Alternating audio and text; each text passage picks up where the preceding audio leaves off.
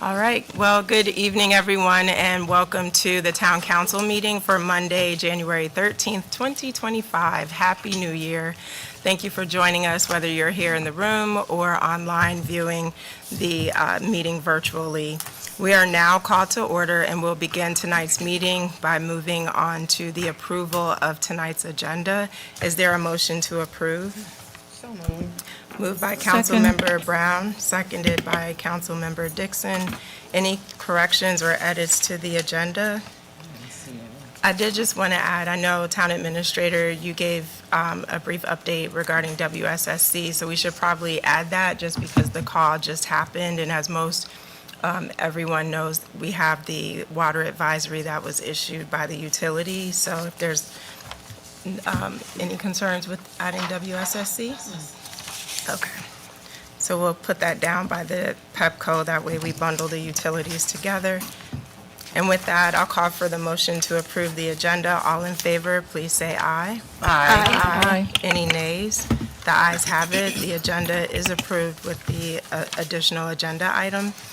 At this time, we'll move into presentations on the agenda, and it appears we do not have any special presentations this evening. So we'll continue on with the approval of the meeting minutes for the December 9th, 2024 work session. Is there a motion to approve the minutes? So moved. Moved by Councilmember Dixon. Is there a second? Second. Seconded by Councilmember McBride. Were there any comments, corrections, or feedback on the minutes? Okay. Hearing none, I'll call for the vote. All in favor, let it be known by the saying of aye. Aye. Aye. Any nays? The ayes have it. Thank you. The minutes are approved. The next item on tonight's agenda is unfinished business, beginning with a legislative session update. And so, Town Administrator, I will turn it over to you.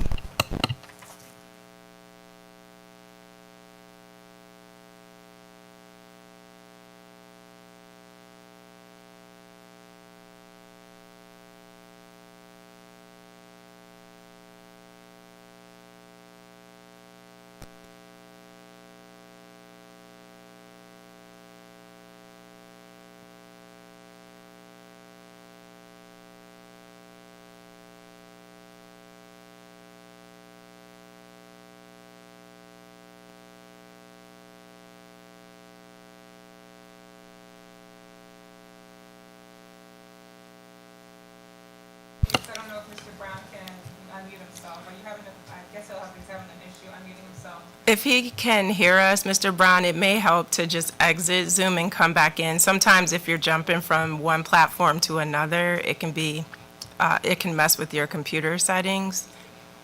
I can So hear we'll you. have, He's back. okay.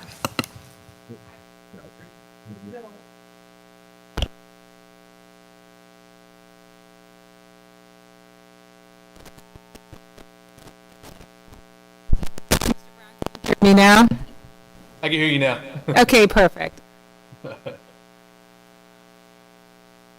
Welcome. Okay, so we'll pull you up on the screen. Mr. Brown is from LA. You can unmute yourself. This is from LA Perez. He's going to be doing a brief legislative update for this evening. We're going to go through some of the items that he foresees are items on both the county and state level. So, Mr. Brown, take it away. Before I get started, let me go ahead and kick it over to Tony. He has some comments for the group, and then I'll dive Okay. into the Tony? Okay, I promise I won't take long. I know you have a hefty agenda. I just wanted to say, Tony Perez, CEO, LA Perez Consulting, and I wanted to say, apologize that we couldn't be in person tonight, but I also wanted to say Happy New Year to each and every one of you and congratulate you on your good works over in 2024. And we look forward to a respectful and successful, hopefully, in 2025 as we continue to further our partnership. With that being said, I just wanted to take a moment before Jonathan goes into the legislative session. I wanted to thank your chief, Chief Collington, for his ability to, we'll say, be in multiple places at one time, but we have formed a community coalition, and just to have his support on valuable issues that we're going to be tracking throughout this session as we did last session.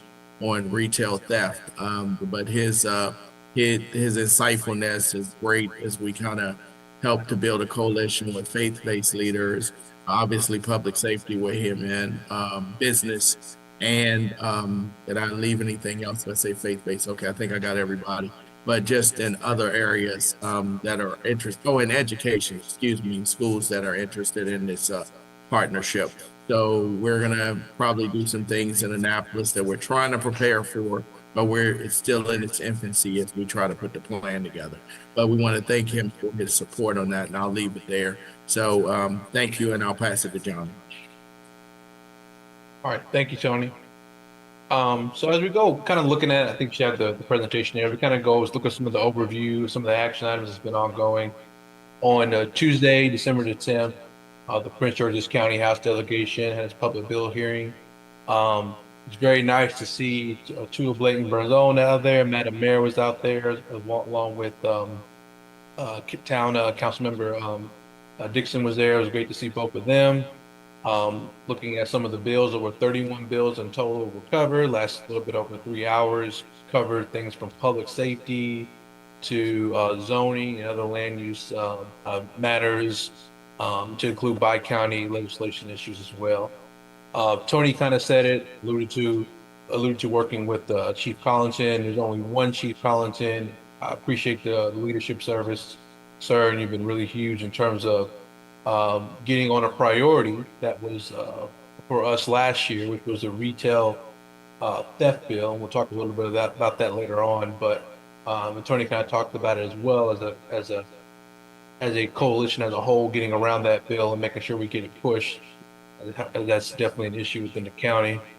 And kind of just a high level macro view of the session and kind of what we're seeing across the board, which is we're seeing a lot of a desire for more governing within your boundaries or more within municipal boundaries more effectively, whether that is bills that enable taxes for tourism to be involved in that in terms of being able to effectively more deal with that.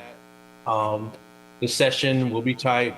Keep hearing that. We have a budget deficit. We're handling that and looking at some projects being canceled and repeal the Maryland Blueprint Act, which really will impact Prince George's County. And we should see a little more deeper dialogue, hopefully, with legislators being allowed to sponsor about 20 bills now. So hopefully that should allow for a little less flurry of bills. I think there was close to 1,600 last year that were kind of presented. So that number should shrink and should allow for more deeper dialogue on matters. So that's kind of an overview of some actions. This coming Wednesday, the governor's budget comes out. So those are some of the things that are ongoing early in the session from a kind of a macro viewpoint. Some bills to cover. MC is the bi-county bill, PG 1725. This was a bill we kind of identified last year by Delegate Austin. This was covered in the delegation hearing. It's fairness and zoning. It was a bill as it was worded, at least in its previous text. It hasn't had a lot of movement, doesn't have any text bill out yet, but would allow someone on one end of the county to prove testimony toward zoning matters on the other end of the county where they did not live to prevent building. It's kind of anti-development, anti-growth. There's been talk that that's not the way it's going to be, and then the text is changing. We'll see what happens, but we'll definitely keep an eye on it for the community, as we know that that's not something that is favorable toward development. Also 11425, and this is a bill that we're supportive of. We were supportive of last year as a altogether, and I think some of the boulders, if you will, or big rocks, is that a municipal corporation is defined as a bill as an area of 15,000, according to last year's census. So that is a rock in the way, but definitely not something overachievable or non-overcomable, but something that would have an impact potentially on Bladensburg. Organized retail theft. Tony talked about that. Now we're here talking about it. Is a bill something we pushed for last year, and basically gives the arm of justice a little more teeth within a 90-day spectrum if somebody is around stealing. It allows for multiple jurisdictions to tag team together in multiple areas to be able to push hard against getting a coordinated or retail theft scheme, if you will. Speed camera enforcement, another bill that has been reintroduced again as well, allows a technician, vice a police officer to certify violations on your cameras, would result in a significant cost savings as long as allowing your law enforcement officials to be able to focus on matters that are important to them. Gateway Development Authority, something that keep an eye on. Well, Delegate Ivy put this bill out, and what this will do, excuse me, is repeal the sunset approval. So it's set to end within the next couple of years. It will repeal that and give more time for that to continue. The Parental Accountability Bill, this is something as well that's going to get introduced again by Senator Benson. This assigns civil liability up to $25,000 for youth within our community that would do things that would not be up to speed in terms of harming property and things of that nature. So it allows a civil realm for people to be able to recoup some of the funds. HOA dispute resolution, something introduced by Delegate Holmes, a pretty interesting piece of legislation. So it sets an annual registration fee up for $100 for HOA organizations. So organizations that represent homeowners associations have to pay $100. This $100 goes into a fund, and the fees are only to be used for ADR disputes between the HOA and the property owners. So one of the main targets of this bill is that as a property owner could have an issue with an HOA, they may not have funds necessarily to go after the HOA. This would kind of bridge that gap, but this would be county level issues only. So that's also important. So $100 paid by the organization bridges this gap, county level issues only. And with that being said, I will pause. And if there's any questions about the session or anything else that I would cover tonight, I'm more than happy to answer. John, and I won't be long. I'm sorry. Can I add something? John, can you go back for a second in your presentation? Just a couple bills, because I think you briefed them quickly. That's fairness in zoning. I'm just going to go a little deeper, and I'll be real quick. The problem with the fairness in zoning, remember, this was the bill last year when it came in that Delegate Austin kind of toyed with the language, as Jonathan kind of said, and then came back at the end of the session before the last delegation meeting, and it got really controversial. But these are the kind of bills, as Jonathan said, we've been tracking. So we want to say the organized retail theft. I wanted to touch on that because we know in this county, there's a word that they're saying that crime is down, and crime's not down. What it is, when we talk about organized retail theft, it's a continuance of the same people doing the same things over. As the officers continue to do a good job and arrest them, we still seem to have the same problem of these criminals who can continue to conduct themselves the same way, getting out of jail over and over and over again. It's almost as if we have a catch and release program in the county. Those are my words, not yours, but that is the words that seem to be getting really popular around here. So there's a misrepresentation of what's going on with crime around here. Crime's not down. So it's just I call it a fluff number, but at the end of the day, our retailers continue to get hit, especially between the times of Thanksgiving and Christmas. And then on the speed camera enforcement, I just wanted to say there are some discussions. There was something in the media, let me just say that, and I know there's a little bit more discussion about raising the fee on speed camera enforcement. So just want you to be aware of that. We're going to keep our eye on that as well. And I think the HOA thing, I think that's very interesting because I think the county attempted to put in some legislation, which, Jonathan, you have to correct me if I'm wrong, I think it did pass, but maybe it did, but it basically gives the right to the residents to have a discussion, have a hearing or something. And if that's the case, that doesn't help the residents as much as a bill like this would give HOAs an opportunity to deal with the problems that they really have. When they have money to deal with the HOA, if the HOA is in violation of taking funds, let's say the state gave the HOA funds and then the HOA didn't act properly with those funds. It's more than just having a hearing, in all due respect, because I know you all are elected, but to me, in the way it was explained to me from the residents, it seems more in one area where this happened. They said it seems as though it's just a place where now the council gets to have a hearing. That's more for the council to have a discussion, but it has no it's lacking enforcement. So I just wanted to add those things to that just to go a little bit in depth about why Delegate Holmes and others' bills are important. So I'll leave that there. Thank you for giving me the extra time. Thank you, Mr. Brown and Mr. Perez, for the presentation. That was really helpful to walk through the PowerPoints. Just a couple questions just to kick things off. One is an update. So Governor Moore is willing to support the speed camera bill, and he announced that at the MML opening legislative reception last Wednesday. So having his support behind that, I think, will help us get that over the finish line this time around, because to your point, we don't need to waste a police officer's time reviewing citations. That's purely administrative. And rather than taking an officer from patrol or other important law enforcement matters, we could easily have a civilian filling in that role. So that was a very good announcement to hear.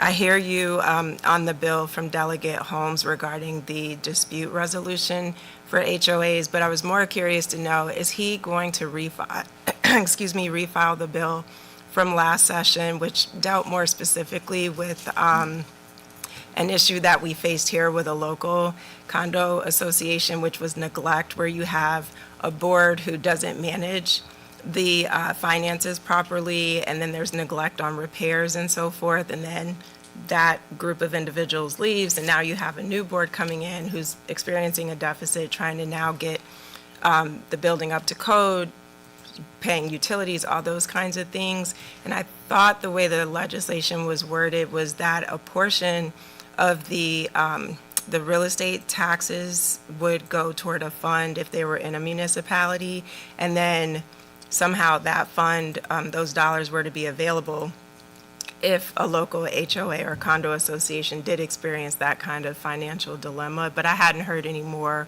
about it, and it wasn't presented at the delegation hearing. I think it's important that if that is a position from the city, from the town of Bladensburg, I think we should put together a letter of that position and see if we can get it amended to the bill. Okay. That's what I would recommend. Okay, because I know we had to go to a lot of those meetings trying to get things in place, and you just see what happens if you don't have a good board that's operating with the best interest of the community, and we'd hate to see that again. So if the council is open to doing a letter to Delegate Holmes, because in fact, he came and attended those meetings along with Senator Augustine and former county executive, also Brooks's staff as well. So we'll follow up with the town administrator if everyone's all right with that. And then, and we've seen that, ma'am. I'm sorry, Madam Mayor. Okay. We've seen that on both sides. I just gave you the background on what I knew from one homeowners association. I didn't say that I didn't want it to be presented that that's the only side of the issue. You're absolutely right in what you're saying, because there's some bad ones out here on both sides. But we just have to make sure we're clear on what we're doing. And sometimes what I have to be clear about is sometimes with people put in legislation, and as I was trying to explain, is that just to kind of get in the paper, and we got to stop doing stuff to get in the paper, especially when it's just legislation that doesn't necessarily have to group the individuals or organizations or groups that's been affected. It's just good. It's good media. yeah, understood. And then just recognizing the challenges with some of the oversight of HOAs and condo associations too. I was just wondering, as part of the PG 40825, do you think they would be open to also requiring these organizations to register? I could be wrong, but I don't believe that these associations or management companies, if you will, have to register, and that also puts the volunteer boards at jeopardy, because I can go out and just start a management company and say, hey, I can manage your HOA. And then I'm coming in inexperienced. I have no accountability to the state because I can disappear with all of your money if you sign me up as your property manager. And it just further exacerbates the problem. I know one subdivision in town has gone through that twice with two different property management companies. And I know they're not unique. It happens across the state. So just curious as to whether that's overreaching or you think there would be amenability Here's to the being adding Yeah, that. I'm sorry, go ahead. I'm sorry, go ahead. My apologies for Look, I think we have to put that in our letter as well. The reason why I say I don't think we close our doors to anything. You're actually asking a person that's our company has to go through MBE registration, and to do that, we have to file all this documentation to prove we are who we say we are. So I'm always for dotting I's and crossing T's, and I think there should be some accountability. So all you're asking for is accountability. You put legislation in for accountability. So I think we should add that piece to our letter. I don't think our letter needs to be more than a page and a half, but those are two good amendments that I think we can try to ask for when we go to delegate homes and say, hey, we have this position. What are your thoughts, and can we get this through if this legislation is going to move forward? So I think we try to work the amendments out. Could I add one piece to that, Madam Mayor? That Sure. I agree wholeheartedly with what Tony said, and I think a good detail, I know a little bit about this, is CAI is an organization that certifies HOA property managers and stuff. They're the credentialing agency for them. So to get certified, you have to go through them. And they usually kind of push back against it because they say that it'll keep up and coming property managers out if you force them all to get credentialed. It's harder to hire people and get jobs, so it increases the cost of it. So that's something, not to say I still agree with Tony. I think we do, but that's just something, that perspective in terms of what pushback may come and why. That's helpful to know. Yeah, and we can't worry about people not going against Jonathan. I agree with you said. We just can't worry about who gets discouraged. I mean, can I get discouraged if I don't want to do all my paperwork to be an MBE, a certified MBE? You might discourage me. I can't. If it's important enough, you'll get it done, right? Exactly. Yeah. That's what I'm saying. You want to be in it, you gotta have your dot your I's, cross your T's. Understood. Council, any questions or comments for Mr. Perez or Mr. Brown? Okay. And so just the recommended action here from staff was a request and direction, input, and comments on legislative items to monitor, review, and provide support or opposition during the session. So I think at this moment, we have our action item, which is the letter for Delegate Holmes, so we can work on that and just make you all aware once we have that finalized, working with the town administrator. But thank you both for joining us tonight, and hopefully throughout the session, you'll be able to come back to the next couple of work sessions and just keep us updated on how the priorities are moving forward. But again, thank you for your time tonight. And Mayor, I don't want to, I just had a quick, I know that we've got a certain resident here who would probably love to hear that we still remain the same position on maglev. And so just making sure that Tony and Jonathan have that, the two bills that are out on that. So we are monitoring those. I know they didn't make the presentation, but I didn't want to be remiss in that issue. So that always remains and legislative, and you've had letters that we've written on that as well, that we will look at. Well, thank you for And saying that. We just want to additionally, accept. Go ahead, sorry. Oh, sorry. I know Mr. Brown was on the policy committee call this morning for PGCMA, where I can't say what the priorities are because they need to go before the board, I think on Thursday of this week, but I can say maglev was still on there, and the consensus from the group was to ask the board and the body at large to continue advocating against that. So there's uniformity in that position across all 27, or the majority of the 27 municipalities in the county. Sorry, Mr. Perez, I think you were going to add something too. No, I didn't think you changed your position. Your town's been very clear on your position. I would say if you were going to change, you would have told us that early. So that's why you didn't see it. Thank you I appreciate your city manager for letting us know that. That's perfect. And the other thing is, it pertains to maglev. I would, I have to be a little political in this, just so you guys know.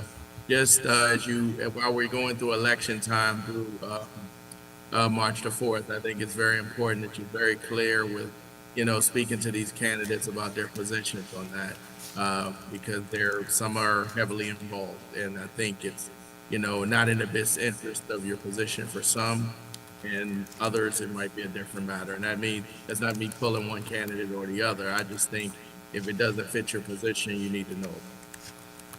Good advice from a veteran. Thank you. So You're with welcome. that, we will continue on. I know we have several more items on the agenda, so we have to keep rolling. But again, thank you both for joining us tonight. Next, we'll move on to the presentation with NFWF on urban forestry update. So Town Administrator, I'll turn it over to you. Thank you, Mayor. I'll keep my introduction short. We have some people here from Neighborhood Design Center who's been working with the NFWF presentation. I'm going to pull it up. Do you all want to come up to and then introduce yourselves?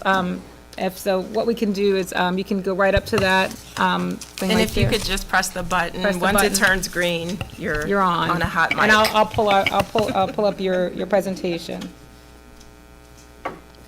But, I mean, I'll say from the standpoint as some filler for the town, we've been very excited to work with this group. This, again, is part of our process of becoming a tree city, and this is the urban canopy assessment, and they've done us a great service like they've done to some of the other towns in the area. So take it away, Michaela.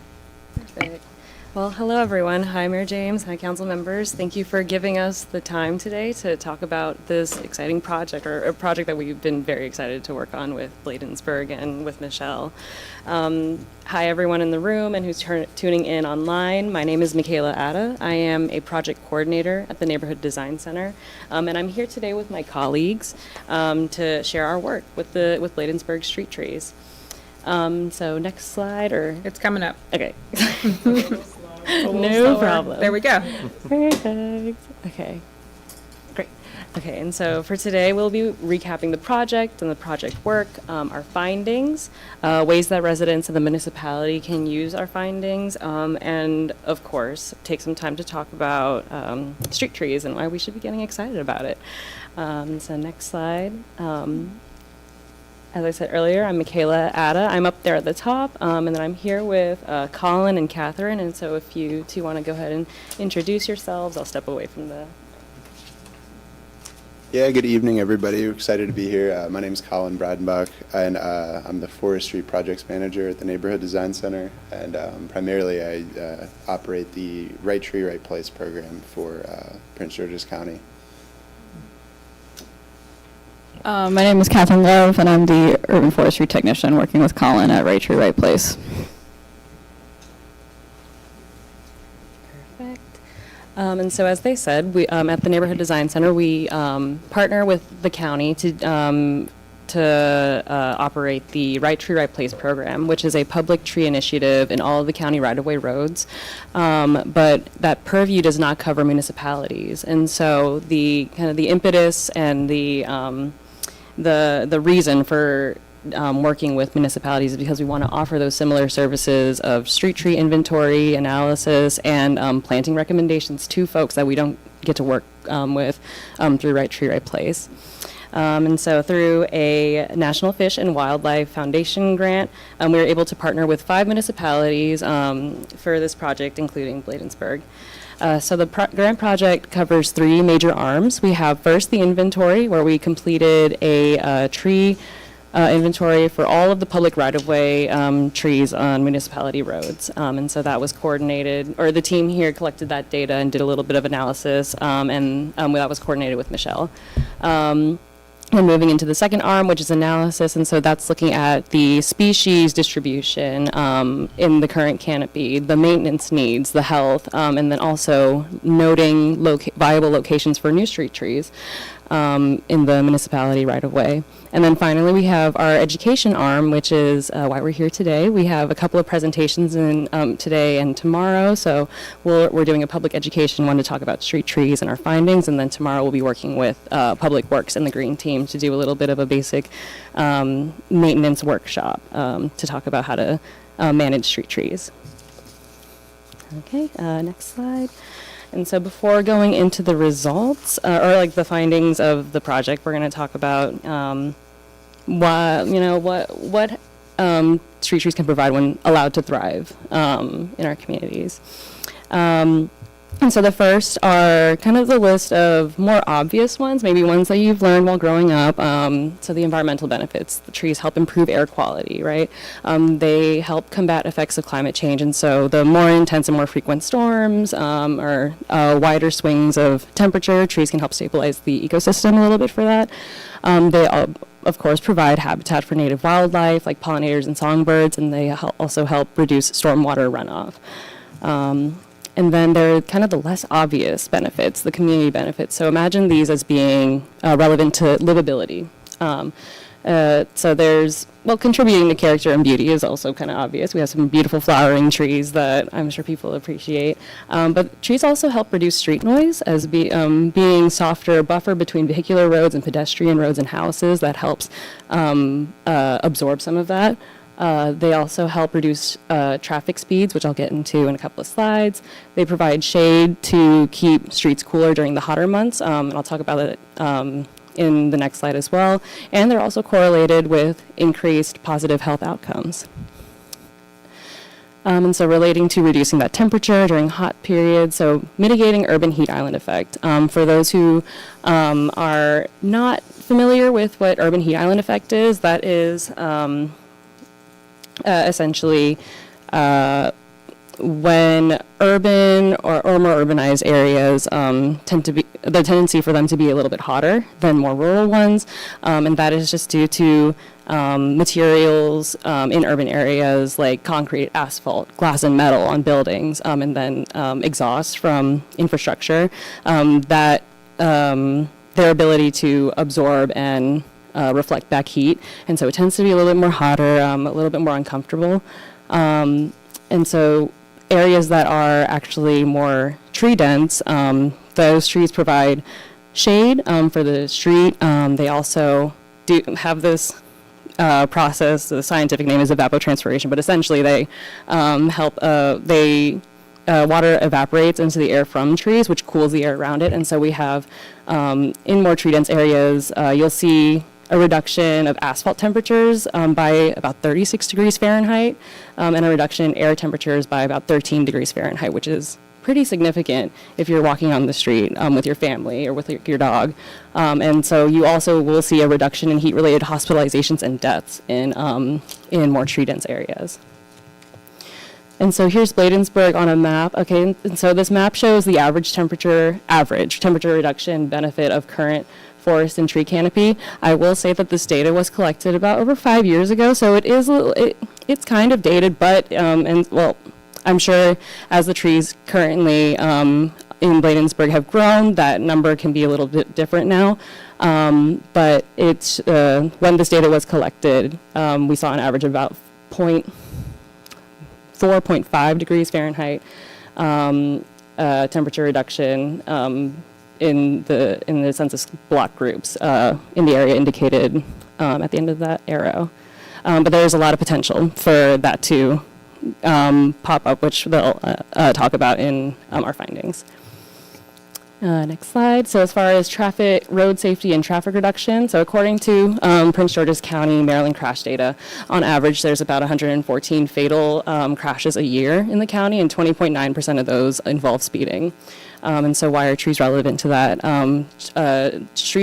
Tree-lined streets, or the presence of street trees, have shown to reduce traffic speeds up to 15 miles per hour, and that is due to a psychological thing, like a visual indicator. Trees, when they frame a road, actually narrow, or drivers perceive it as being more narrow, and so they'll tend to slow down when they're driving in those streets. And then also tree-lined streets kind of have this psychological trigger that shows that, oh, I'm entering an area that's cared for, that's lived in. And so though that kind of psychological indicator will also encourage folks to drive a little bit slower. And then there's the community health benefits. And so more tree dense areas have been shown to have reduced risks, or folks who live in more tree dense areas experience a lower risk of heart attack, stroke, and other cardiovascular diseases, and that is one attributed to the heat impact that I had talked about earlier, but also the presence of nature lowers blood pressure. It also helps reduce anxiety, and so there's that. Trees also help capture pollutant or particulates in the air and those kind of pollutants.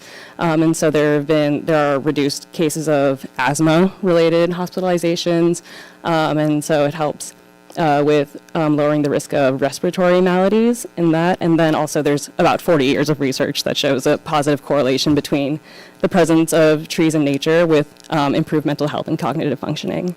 And those are just a little sneak peek of the highlights of why having street trees, having healthy street trees in your neighborhood is so important, and why we should be fostering these canopies. And so I'll go ahead and give it over to the team to talk about Bladensburg.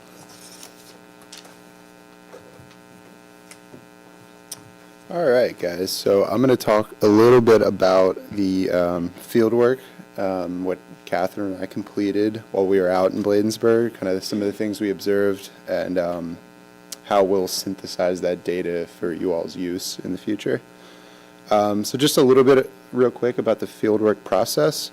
When we were out, we collected the location and address of current street trees, as well as potential planting sites for new trees. So location and address, so we can easily sort where these trees are. The species of tree, diameter at breast height, so the circumference of the tree. Stem count, if that's a multi-stem or a single stem tree, that'll kind of help with needing to know maintenance needs and concerns over the next few years. The overall tree health, maintenance needed if we observed any. Overhead wire presence, we always want to note any sort of utility wires or below ground utilities as well, to help better inform decisions and maintenance in the future. And like I said, new tree locations were marked. So while we were doing our field work in the community, we recorded data for every existing street tree, as well as available planting locations in the city's right-of-way, the species, and a quick assessment of overall health and any obvious risk factors that may be present. When we identified new tree planting locations, we noted whether or not there were utility lines overhead, which will help inform species selection, like I mentioned. Large species will not be recommended to plant beneath wires just to reduce maintenance needs in the future. But we do recommend taking full advantage of planting large trees in areas that don't have utility wires, just for the maximum amount of benefits that you get with a larger tree over a smaller tree. And I will say that we did not include any locations that were in front of homeowners' houses because there was a lack of sidewalks. So we only stuck to areas, the small pocket park areas where Bladensburg has done some plantings. And a lot of those more open roadways near the schools and apartments over on, I want to say 57th Avenue and Emerson. So that kind of comprises the bulk of what we observed and what we inventoried while we were out. Next, I'll talk a little about the inventory findings. So a quick summary of existing right-of-way trees. Right now, there are 91 trees present in the community, and a lot of those were new tree plantings. So that was cool to see that Bladensburg, has showed definitely some initiative to plant some in recent years. The number of removals that we recommend would be 18, and those are mostly Bradford pear trees, which kind of have some issues with structure. But as far as tree health goes, most were in really good shape. Pruning maintenance, that would be 6 trees that we just recommended maybe be trimmed for pedestrian clearance, or they may have had some dead limbs that, you know, so always good to prune those, just make sure it's safe. And then number of available right-of-way spaces for new trees, this is the big number, was 200. So really, some really open stretches where there weren't any trees and tons of opportunity. And yeah, on to the next slide, which will show what the current canopy is. So here you see the green dots represent where trees are, where they're currently standing. So in the interior of the city, those are a lot of those little smaller pocket parks. The side of some of those like storm drain culverts and stuff where there were some trees, as well as a few other stretches that had sidewalks. And then over here to the right side, I think that was kind of near the high school. There were a couple of those streets had some trees present. All right, next we'll do available sites. So these pink dots represent exact locations that we inventoried where we recommend that a tree could go if the city, you know, wants to do that. So there's a couple in the interior, but the bulk of it, like I said, was going to be over near those schools, apartments, Emerson, 51st, nice, really big open stretches. And a look at the future canopy. So combining where trees are right now and where they potentially could go, this is what it could look like. And that would be really great, you know, for just all the potential benefits that Michaela mentioned. And hopefully, you know, residents in the city would be in on it. Now I'm going to turn it over to Catherine, and she's going to talk a little bit about the tree species, what we'll be utilizing, species that we recommend, and a little bit about why tree diversity is so important. Do we have a time constraint that we're working with? Yeah, we had allocated, I think, 10 minutes, Okay. and we still have quite a bit to get through. I'm sorry. No, you're all good. It is interesting, though. So. Yeah. Would you like us to turn this over in just kind of a synthesized set of notes, the rest of it? Yeah, but I don't want to cut your presentation short, even if you could just, you know, quickly roll through your Yeah, let me slides. just Does get that to the work? Okay. actual recommendations. We got a little chatty when we saw in Ward 2 the volume of trees versus Ward 1. We got some work to do over here. We were snickering on that. Do you want to go to just the, past the recommendation slide? Pink ones. Okay, so all in all, during our field work, Bladensburg did seem to have a pretty healthy canopy, but we would like to see more trees in there. We're recommending, like Colin said, the removal of 18 trees through the community, and these are going to be primarily the Bradford pears that are located on 2 specific streets that I had, which I can't find right now. We also noticed, and this is going to be more for the green team, that some of the newly planted trees, such as the dogwoods, we would like to see those replaced, the dying ones, with a different species that is more resilient. We'll talk that over with the green team. Again, when there are no overhead wires, we do suggest removing and replacing the Bradford pears, especially with canopy species that will provide shade where that shade had been lost. So those are going to be things like the oaks and the elms, a lot of our good native canopy species. I believe a plan does already exist for getting your newly planted trees water, so we recommend continuing with that, especially because summers are going to be a little bit harder for them coming up. And then we also want to prioritize wherever we suggested a larger canopy species, that those sites get planted first, since they're going to be the ones that bring the most benefit and take the longest to reach their full size. And that is over to you. Yeah, and so just to close, this data, this inventory, and the report that's going to come out of this, the municipality can use this for a few different actions. And so if we go to the next steps. Yes, so it could be used for pursuing the Tree City designation that Michelle had talked about. It could be used as a base map and base data for the Department of Public or the Public Works and the Green Team to use to care for the current canopy and continue caring for the future canopy as it continues to grow. And then it could be used even as a resource for residents if the municipality wants to do any community engagement or get other folks excited about this and share it out. And so with that, thank you for the time. Our contacts are on this slide, but also, Michelle, if you wanted to circulate our contacts in case there are other questions. I don't know if we have time for any quick questions now. But Yeah, I think we have one from Councilmember Blunt.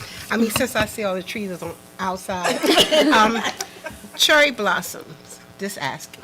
If we can get sneak some little cherry blossoms in there. I mean, just for people who want to watch them. We love cherry blossoms. We can get some of that. Put some cherry blossoms out. Okay, I'm just saying.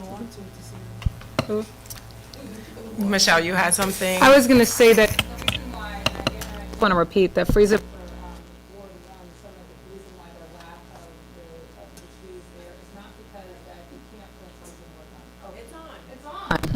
Mr. Gray, it's on. The light is, it's on. It's showing green. Is it not working on your end? To talk into it more? Better. Is that better? Okay. The lack of trees in Hood 1 is not because of the fact that they're not recommending trees. It's more because of the issue of the homeowners' right-of-way. And that's the reason why we can't, and I just wanted to kind of repeat that issue because the sidewalks issue. But what we've done and what we continue to do is work through Joe's movement and some of the fruit trees and getting homeowners to plant those on their properties.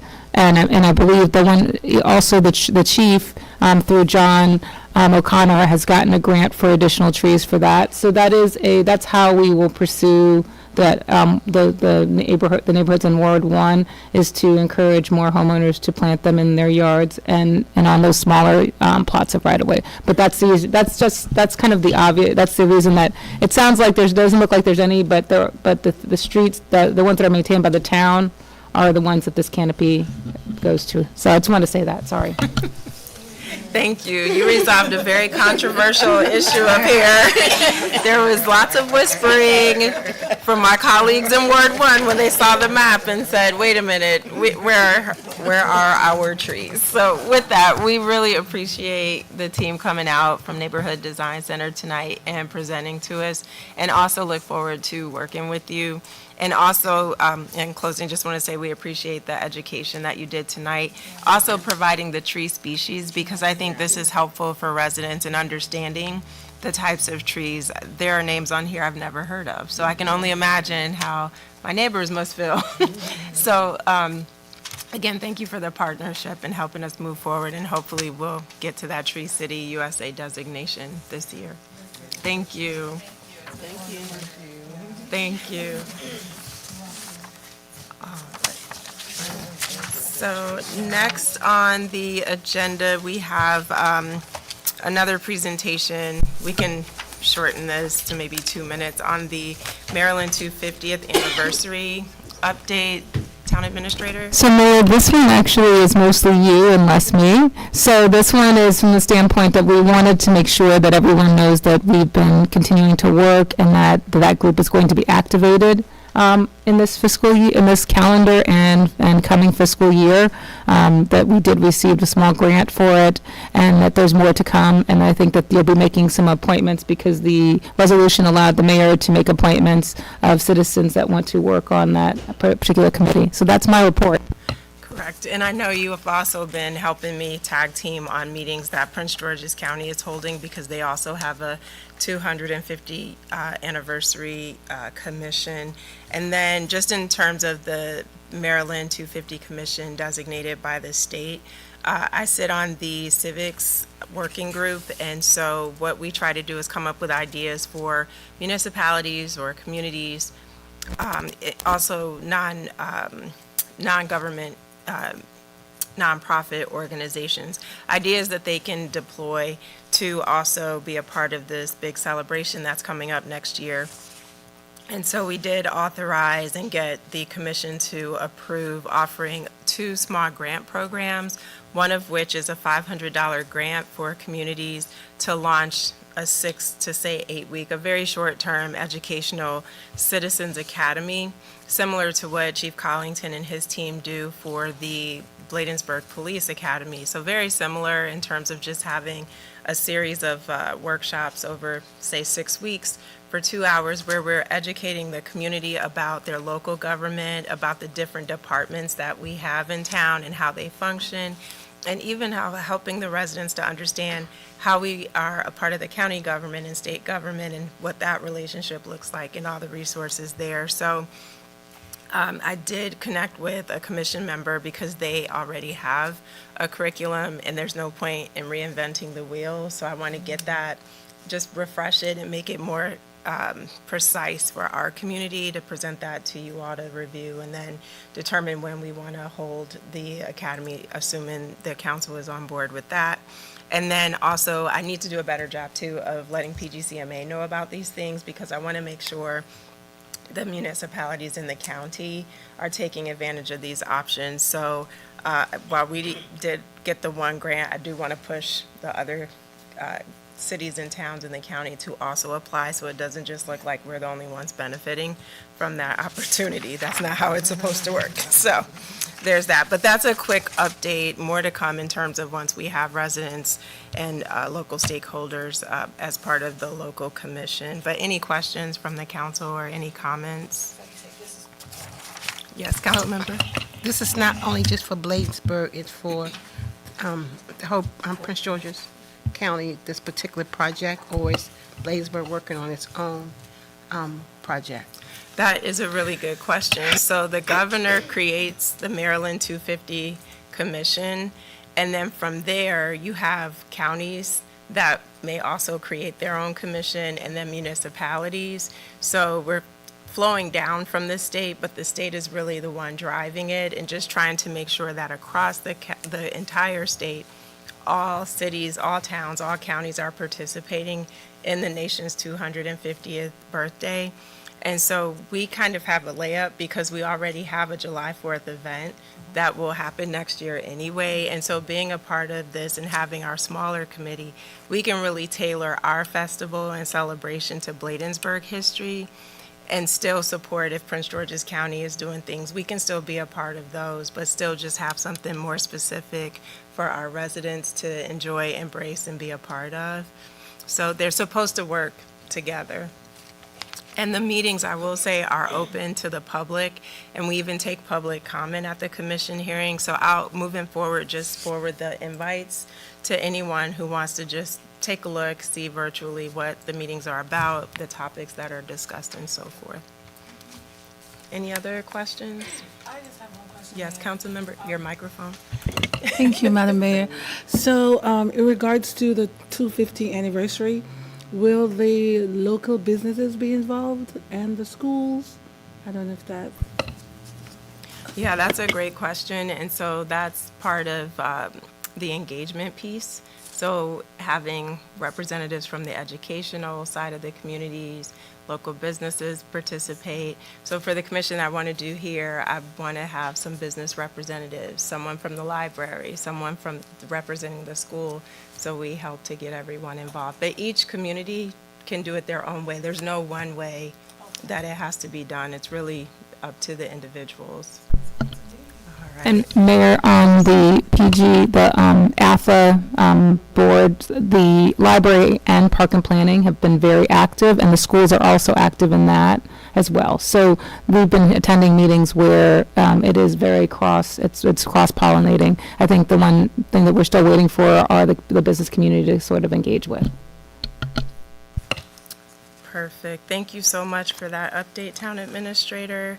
So at this time, seeing no other questions, we'll move on to item D under unfinished business for ordinance 09-2025. This is an ordinance to establish a framework for proper tree maintenance. This is our second reading. It was introduced in December at the December 9th, 2024 meeting. And why does that feel so far away? But it was only a month ago. So I'll turn it over to the staff to take us forward. Hi, Mayor, Council, this again is the tree ordinance, and really, it's been read into the record. I think if there are any other questions on it, as you see, the information that was done tonight by NDC, again, helps to support this. So once we pass the tree ordinance, accept the report from MDC, which is pretty perfunctory, we can then submit our things for Tree City USA. Thank you for that. And then just because it is on the agenda for the 7 p.m. council meeting, we'll do the full second reading at that time. Just in case residents are watching and want to know why we're not doing it now, you have to tune in again at 7 if you want to hear it read in its entirety. So that concludes unfinished business. We'll now move on to financial business, and it is budget planning time. Woohoo! We codified the public engagement process, and we said we would start earlier, You're going and over. here we are. So over to the team. Okay, so I'm going to let Mr. Tonelli walk across the room. I'm just his hype person right now. Mr. Tonelli is going to provide an update up to December 2024 of the town finances. We thought that this would be helpful so that as we enter into the budget project process for FY26, you'd have some more information. Okay, Mr. Tonelli, you're on. Thank you. Thanks, Michelle, and hi, Mayor and Council. I have 17 pages of financials, several pages of notes, but in the time remaining, I'm going to cut down to 5 minutes, so Michelle could. And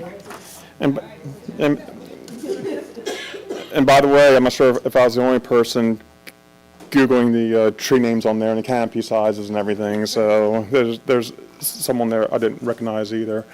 Okay, real quick, we are 6 months into the fiscal year. We've received 44% of our budgeted revenues. What's up on screen is the main categories.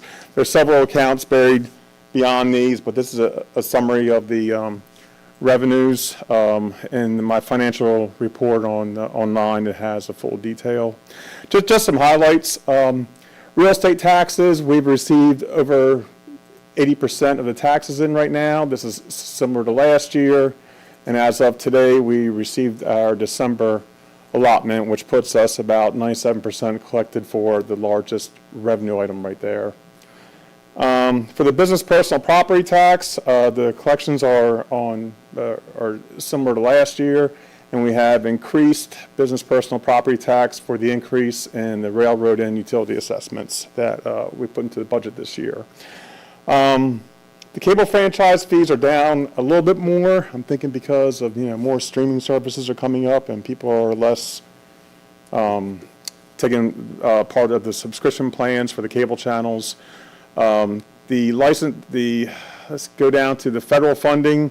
We have $1.2 million budget there for federal funding, which we have not asked for any of that yet. And also in there is the ARPA funds, and as we spend those out, those will be transferred over to revenue, and those were finalized at the end of December, and we may have to do some allocations there as well. State and county funding, that's for another large piece there is the bond bill, but we have about $175,000 of expenses in the bond bill that we need to get reimbursed for. So that will bring those revenues up right there. The service charges, one of the things that is why this is below budget is, I'm sorry, let's go to the automated traffic enforcement. This is down, but because we have some contractual issues with the vendor, some of the systems were down, so we're working through that to get reimbursed for that lost time. So hopefully that will be coming in here next couple of months. And the other revenues are for interest, which is still high. It's down $50,000 from last year, but it's down because we don't have the ARPA funds in there. But we budgeted for that, but it's still considerably higher than last year. Than budgeted. So let's go down to the departments. Overall, expenses are 45% of the budget. Again, because the main thing is we're under budget because we haven't spent the federal bond bill money, which is the $1.2 million. We haven't collected on the red light program, which is another $500,000, which will be up in the spring. So that brings the overall percentages down. But looking at the individual departments in summary, everybody is pretty much right on budget. Just in summary, a couple things that pushed us over were overtime because of all the events that we did in the first half of the year. A lot of our events are in the summertime months and everything. We had the fireworks, going all the way through Yule log. We have a couple of vacancies in the police department right now, so the regular time was down a little bit below budget. Just some other things here. Lease expenses were higher, and because we are leasing equipment for the Public Works building, for the damage there, for the office space and for the storage space, but that will be reimbursed by the insurance company, which is another $35,000 that's going to be coming in. And we have some more to recoup from Community Legacy and for CDBG for the lighting projects and the bridge projects and the other construction projects. So, in a nutshell, we're about where we should be budget-wise. I'd like to see a little bit more revenues, but there's only 6 months in, and we have some more to recoup. If anybody has any questions. And just clarifying, so with the bond bill spend down, my understanding is we have exhausted or spent down the amount of money allocated to Bostwick House. So that was what, the 800,000 roughly, or 500? So we actually have receipts in the amount about $250 currently. We have about another $175,000 to $200,000 in projects that are ongoing right now. So those bills have not come in. So what we're doing is the bond bill process has changed slightly on how you submit all that. So that's what I've actually been working on over the last couple of weeks is the submission projects and the submission process for the funds that we have already expended, which Vito's right about right now. We have 175 that were spent in fiscal year 25, this is 25, sorry. And then we're going to go back to 24 and go and also recoup some of the funds that were in the previous fiscal year. So we estimate that's probably around 225 that we've spent so far. And then the other half, because it's a total of $500,000 for Bostwick, that we will expend the rest of it before the end of this fiscal year. So we're doing that, and then the other money that we did get back, and I think that will be in your January report, is the last payment for, I think it came in a week ago. Yeah. For the lighting project from DCHD, which you guys have had since 2021, and those funds have come in. So in your January report, you'll see those from the state. Great. But for the town hall, we'll only probably submit probably close to maybe $40,000 or $50,000, depending on the billing from NDC in this fiscal year. Okay, great, thank you. And the bond bill and CDBG and Community Legacy, there's always a lag there because we have to complete the work, wait to be billed, pay it, show proof of payment, cash funds, and then submit that for reimbursement. So that's why there's this lag here between the time that we spend it and get reimbursed. Okay, thank you for that. Any questions from the council for Mr. Tonelli? Okay, thank you again. Okay, so that completes financial business for the work session. We'll now move on to new business with item A, Resolution 13-2025. This is a resolution changing the town's resident agent to Regine from our previous clerk over to the staff. Hello, Hello, Mayor Council. This is, again, a resolution that we'll need to have filed. It has to be in the form of a resolution. We can't just send a letter to the state to change our resident agent. It was formerly Mrs. McCauley, who was our former clerk, and it was never updated.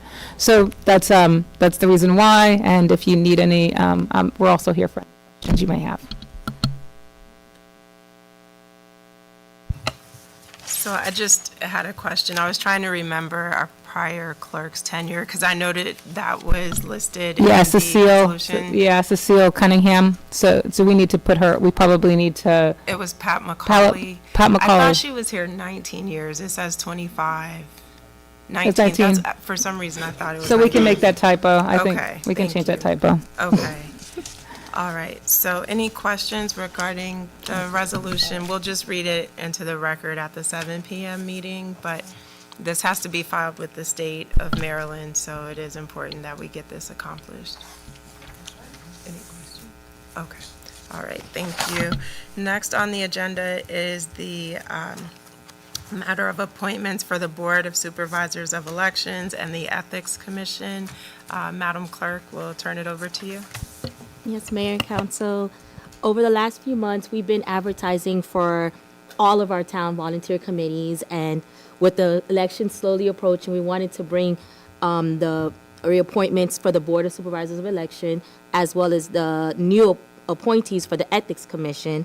So what I do believe we can decide today, if the council decides on reappointing or not appointing on the Board of Supervisors of Election, I would like to suggest, if that's okay with the council, that there's a possible for the Ethics Commission, maybe if you guys are okay with me interviewing the new appointees just because they're new, and then bringing that back to council before we make a selection tonight, if that's okay with the council. Yeah, thank you, Madam Clerk. I think that is a good idea because none of the names listed here have served on a committee or in that capacity. And I think it would just be a good practice to have you interview the candidates just to ensure that they meet the qualifications and make sure there aren't any red flags with anyone. Yeah, because I did actually send ask for information. One of the members did send me their bio. I didn't hear back from others. So I just feel more confident if the council allows me to interview before it comes back to you for appointment. That's perfect. And we still have the February meeting, so it's not a situation where we'd be approving them after the deadline as outlined in our charter. So is that all right with the council? Councilmember Dixon, is that on? Okay. All right. Mayor, Council, I just wanted to make the one notice that the only member of the Ethics Commission has resigned. So if you do have an ethical issue that does occur, you do not have a you do not have a commission at this moment because she did resign. And I believe that we have also updated your paperwork on this one. I think it's also sitting there that we received two from, one from someone I think that you may be familiar with, that Mr. James has applied for the Ethics Commission, and we did ask our town attorney, because it was noticed, that we could add those for your consideration to talk about this evening. So I believe there are two there also, so that when you consider it, please add the other two, the total of 4 Ethics Board people. But I just wanted to mention the fact that Antoinette Bruno did resign as of January 7th, so we do not have anybody on the Ethics Commission at this moment. I don't think we will have anything in the month, but I just wanted to put that on the record. Thank you, Town Administrator Bailey Hedgepeth. And in this situation, if there is a concern, my assumption is it would go to legal counsel in the absence of an ethics commission, because she attends those meetings and advises the residents as to how to abide by the code of conduct and what actions need to be taken. So absent that, we would just rely on counsel. She's just stressed that appointing, at least having someone on the board is really important to me several times, and us getting at least more than one. So we will make sure that, I agree with Ms. Watson's assessment. I just wanted to make sure that you were aware of that issue, just in case. So I just want to put that on the record and make sure that when you do appoint, that you probably need to appoint 2 to 3 people, because of the fact that having one is very dangerous. Right, totally agree. And then also appreciate you just cross-checking regarding Mr. James, but then additionally going the next step, which is to interview individuals just to make sure that they're qualified, because this is our Ethics Commission. This is a great responsibility, and it's not to disparage anyone, but we need people who really have experience making tough decisions and deliberating on matters who can be objective. So definitely appreciate you making that extra recommendation. And again, Mayor, if any residents are interested in still joining, we still have time for anybody to still join both in all committees in the town, but especially these two that are very necessary. Thank you for that. And for the residents who are tuning in, it is so easy to apply. If you go to our website, there's a form that you can fill out. And we do, I believe they want a copy of your resume as well for you to review. Ms. Watson, again, just providing context on the volunteers and their level of experience. Yes, so you can provide a short bio or a resume, and we'll come back to you. We have a few other people for some green team and some other committees, but these, because of the deadlines, we wanted to bring these now. All right, thank you so much. Council member? And when is the deadline, Ms. Regine? The only one that currently has a deadline is the Board of Supervisors of Election. That has to be appointed by the next council meeting. So that's why I was saying if the council does want to appoint, you can do that tonight. But with the Ethics Commissions, I would be more comfortable if you guys allow me to interview before you make that. And just to clarify, with the Board of Supervisors of Elections, I believe the charter states it's the first Monday in March that they have to be approved by. So not next month's meeting. Next month is February. So we'd still be in good standing. If residents watching at home want to apply, as you see, we're taking more volunteers, so we encourage you to do so. Thank you. All right, thank you for the question. Let's see, so next we're on to the resolution 14-2025, and this is for the appointment of the Board of Supervisors of Elections. Back to you, Madam Clerk.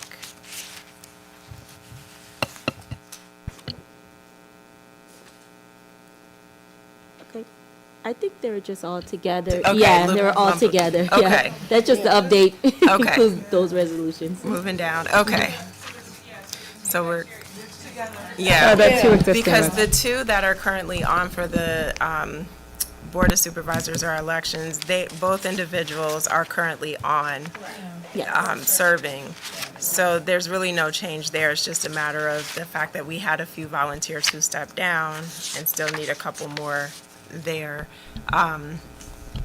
So really, it's a matter of question for the council. Do you want to approve the two members who are listed here tonight at our 7 p.m. meeting, or just hold until February and see the whole group of volunteers and then make the decision? Okay, so we'll hold on this one. Okay. Thank you for that input. And then next, we have the Bostwick House update with the ULI report being finalized. Town Administrator Bailey Hedgepeth. Hi, Mayor. It's me again. The ULI has submitted their final report for the Bostwick House. I think it had some interesting findings in it. I will provide a more updated, I can provide one now, but the one thing that we found is that a lot of the information that they provided is similar to what they gave us in the overview. What we're doing right now is we're working with the Amen Trust on the implementation processes and also how this works with the existing studies that we're doing on Bostwick House. So right now we're doing the structural analysis and basically the site as an event center. That's the purpose of the site. Recommended by the ULI. Also, as part of the town hall process, we are going to have NEDC look at that site so we will to bring that back to the council.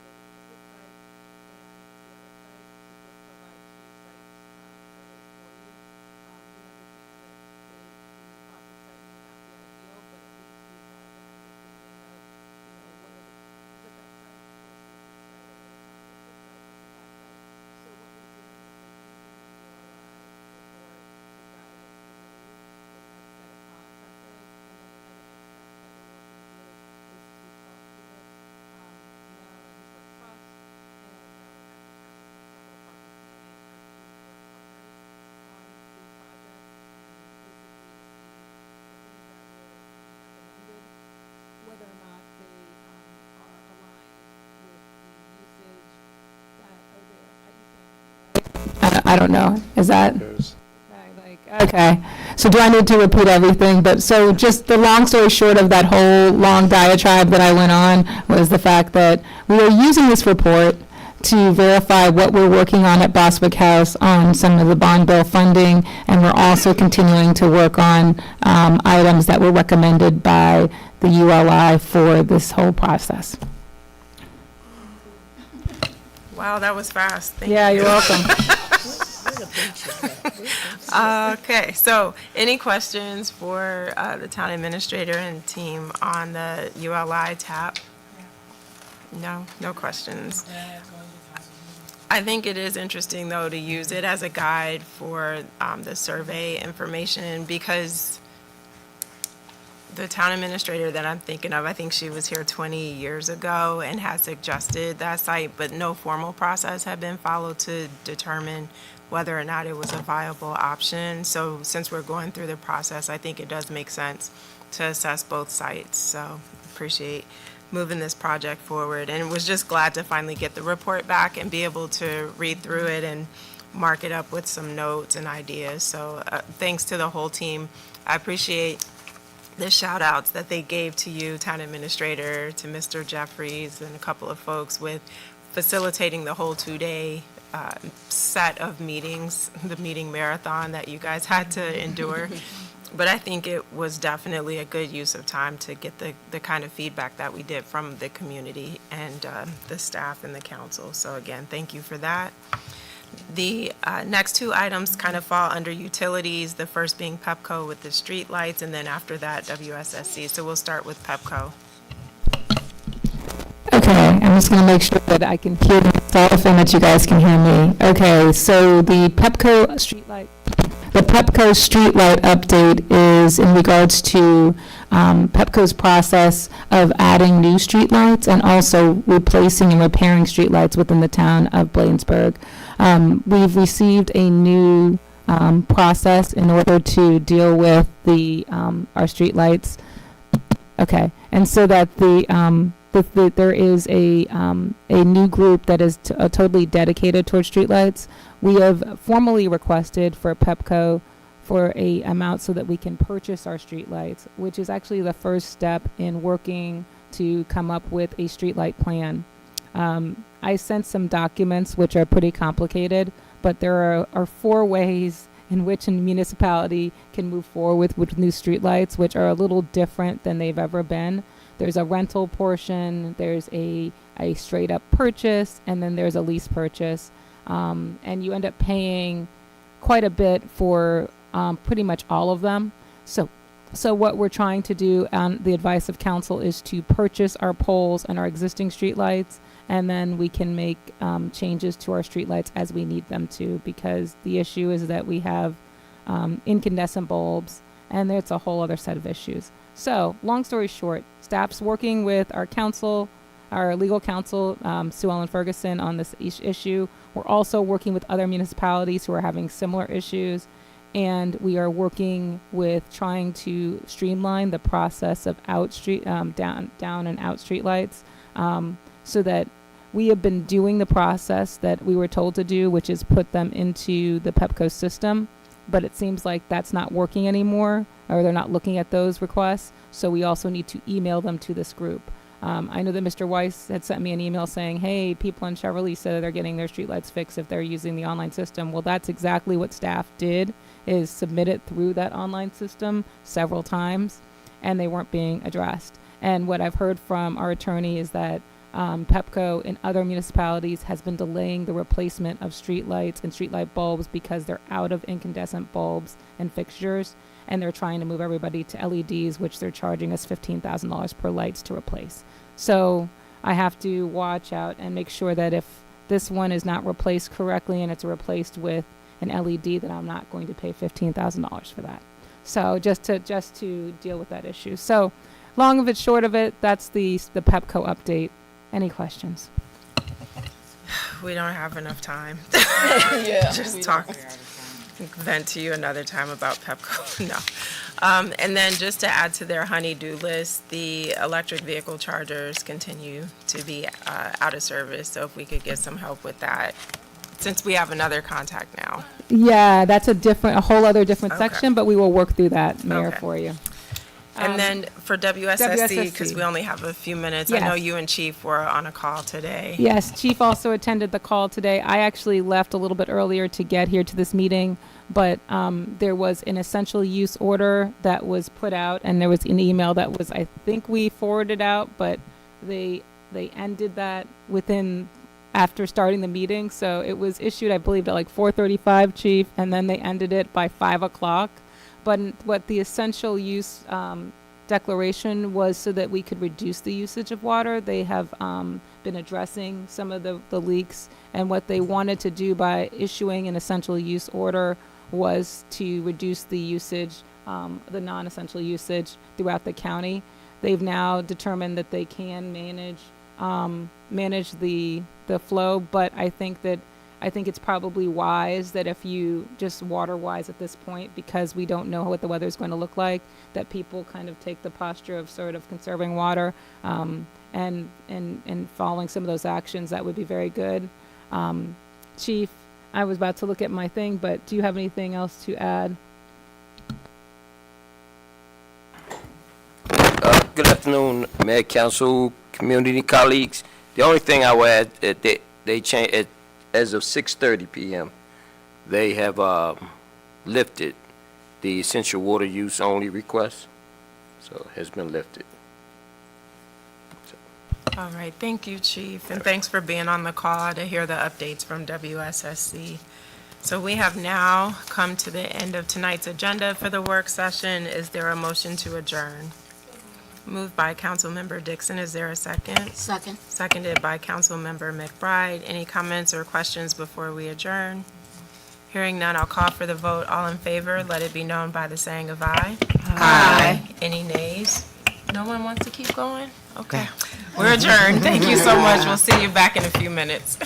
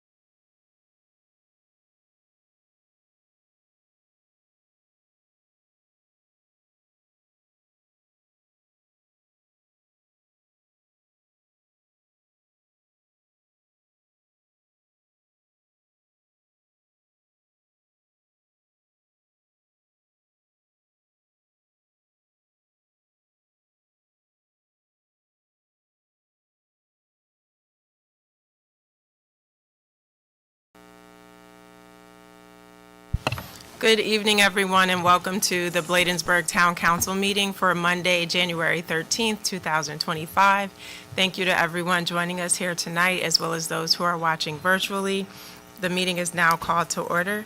At this time, I'll ask Councilmember McBride to give the opening prayer, please. Good evening and Happy New Year, everyone. Gracious Father, we thank you for this day. We thank you for the new year 2025. We thank you for the expectations and the new adventures that will offer unto the town of Bladensburg. We ask you to bless those that are on Zoom or Facebook and those that are here. We ask you to even bless those that were unable to assemble. We ask you to keep us, help us to make wise decisions.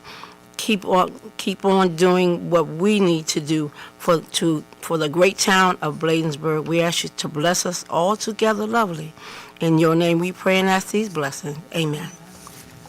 Amen. Thank you, Councilmember McBride. And now for those that are able to stand, we ask that you stand for the Pledge of Allegiance.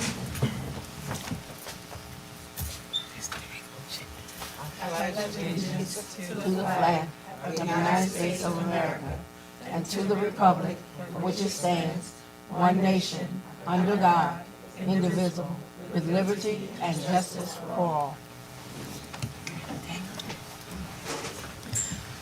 Again, thank you all so much for joining us tonight. I mean, I haven't seen you since last year, so nice to see everyone back. Hope you all had safe holidays and just some time to refresh and rejuvenate with your loved ones. At this time, we'll continue on moving down the agenda and proceed with the approval of tonight's agenda. Is there a motion to approve? So moved. Moved by Councilmember Brown. Is there a second? Second. Seconded by Councilmember Dixon. Are there any corrections or edits to the agenda for tonight?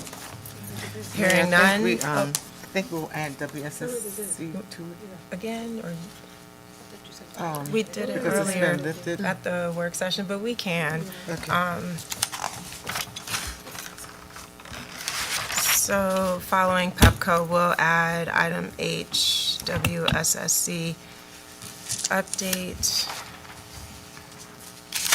Any other corrections to the agenda? Hearing none, I'll call for the vote. All in favor, let it be known by the saying of aye. Aye. Any nays? The ayes have it. The agenda is approved. Now, we're very pleased to proceed to the next item on our agenda, which are special presentations. And so at this time, Chief, we'll turn it over to you.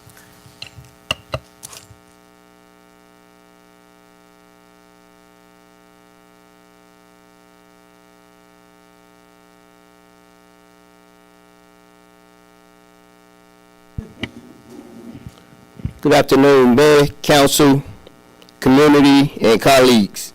This is the time of my job that I take pride and honor when we have the opportunity to recognize and advance our officers for the hard work that they do. Each and every day that they come up and show up for work. I'm sure many of you have seen the news, may have heard the news today, but early this morning, 4:30 this morning, 3 Metropolitan police officers were shot by a suspect in the line of duty. This just adds credence to the fact that our officers show up each and every day to work a job that they don't know at the end of the day whether or not they're going home or not. So we have a chance to recognize the hard work that our men and women do at the Bladensburg Police Department. I'm honored when it's time to promote them for the hard work that they do and the diligence that they put forth each and every day to provide the best service to our community. So with that being said, thank you. I want to recognize also our command staff for the hard work they do and the leadership that they provide. Our public information officer, my chief of staff, our dispatchers, those on the front line, those behind.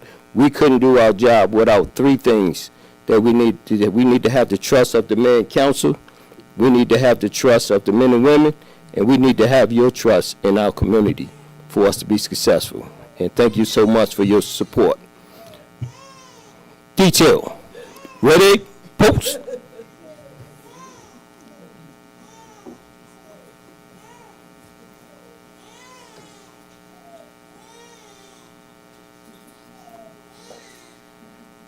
if we have the mayor come down and administer the officer oath to these officers, who will be getting promoted from police officer to police officer first class.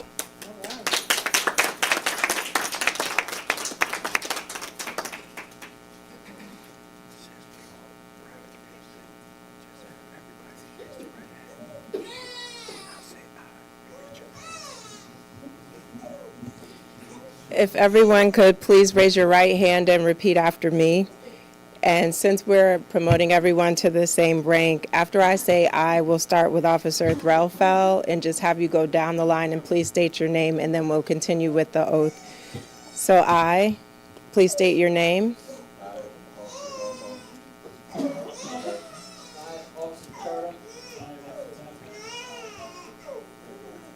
Having been duly appointed to private first class, effective December 29th, 2024, for the town of Bladensburg, do solemnly affirm that I will bear true allegiance to the United States of America, the state of Maryland, and the town of Bladensburg, that I will support the charter and laws of Prince George's County and the town of Bladensburg, and that I will obey the orders of the governor and the officers appointed over me according to the rules and regulations of the Bladensburg Police Department. I will, to the best of my skill, judgment, and ability, with diligence and faith, and without partiality or prejudice, execute the office of private first class for the town of Bladensburg, Maryland. Congratulations. Let's give them a round of applause.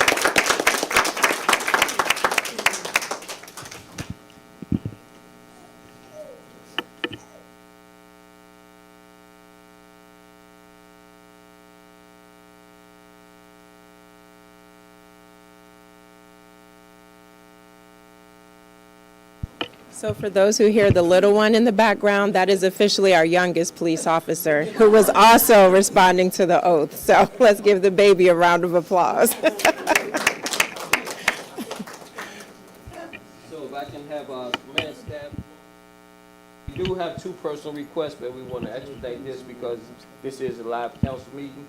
So Officer Machado, his wife, Thurfall, and who else? Huh? Oh, they added the extra. So if we can have the family members stand up at this time and come forward. You need me to hold little Pachado?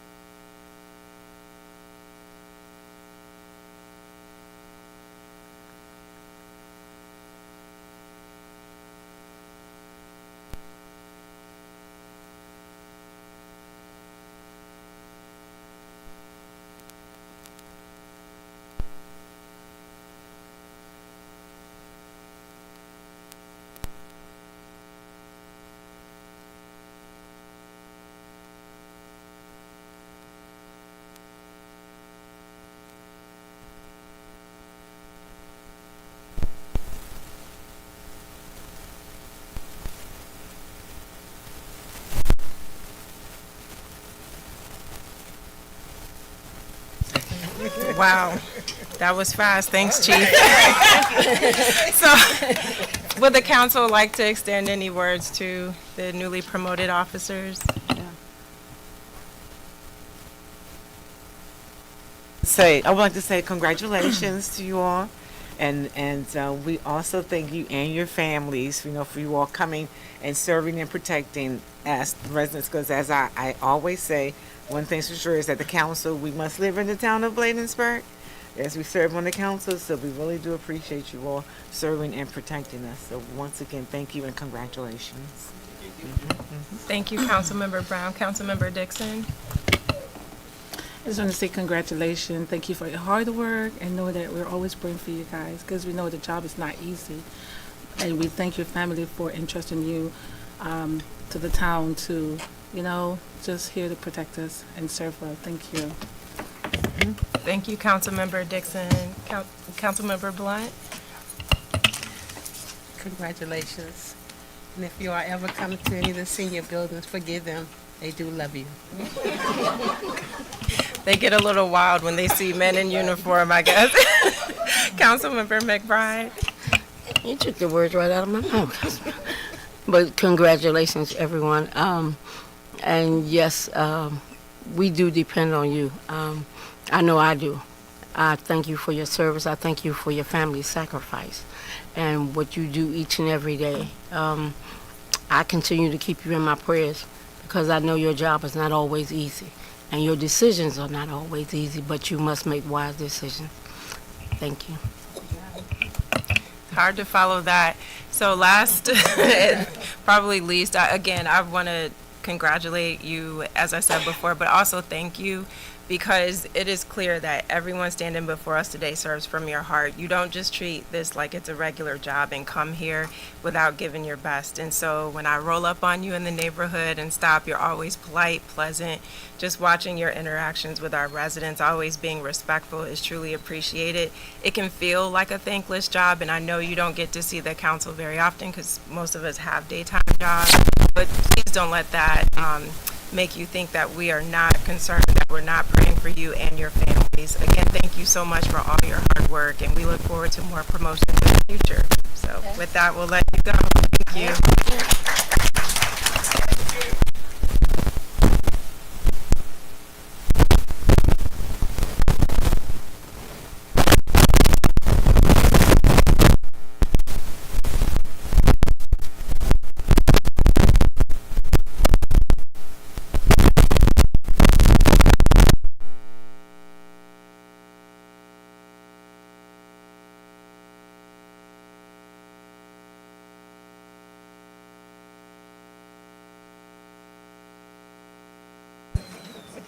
Give them a minute.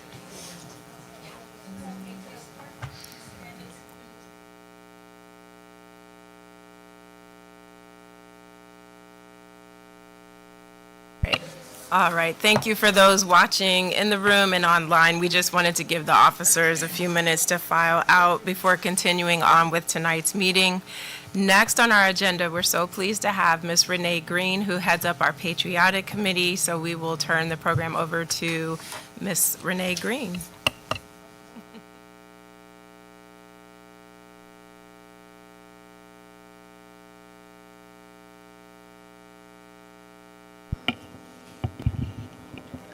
So good evening, Mayor, council members, and Town of Bladensburg, and once again, Happy New Year to everyone. The Peace Cross will turn 100 years old this July 2025.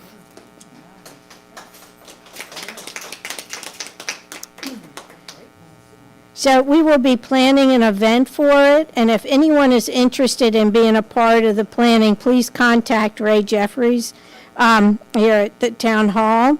And the Boy Scouts, they are finishing up. They only have $250 more towards the memorial, the Pearl Harbor Memorial.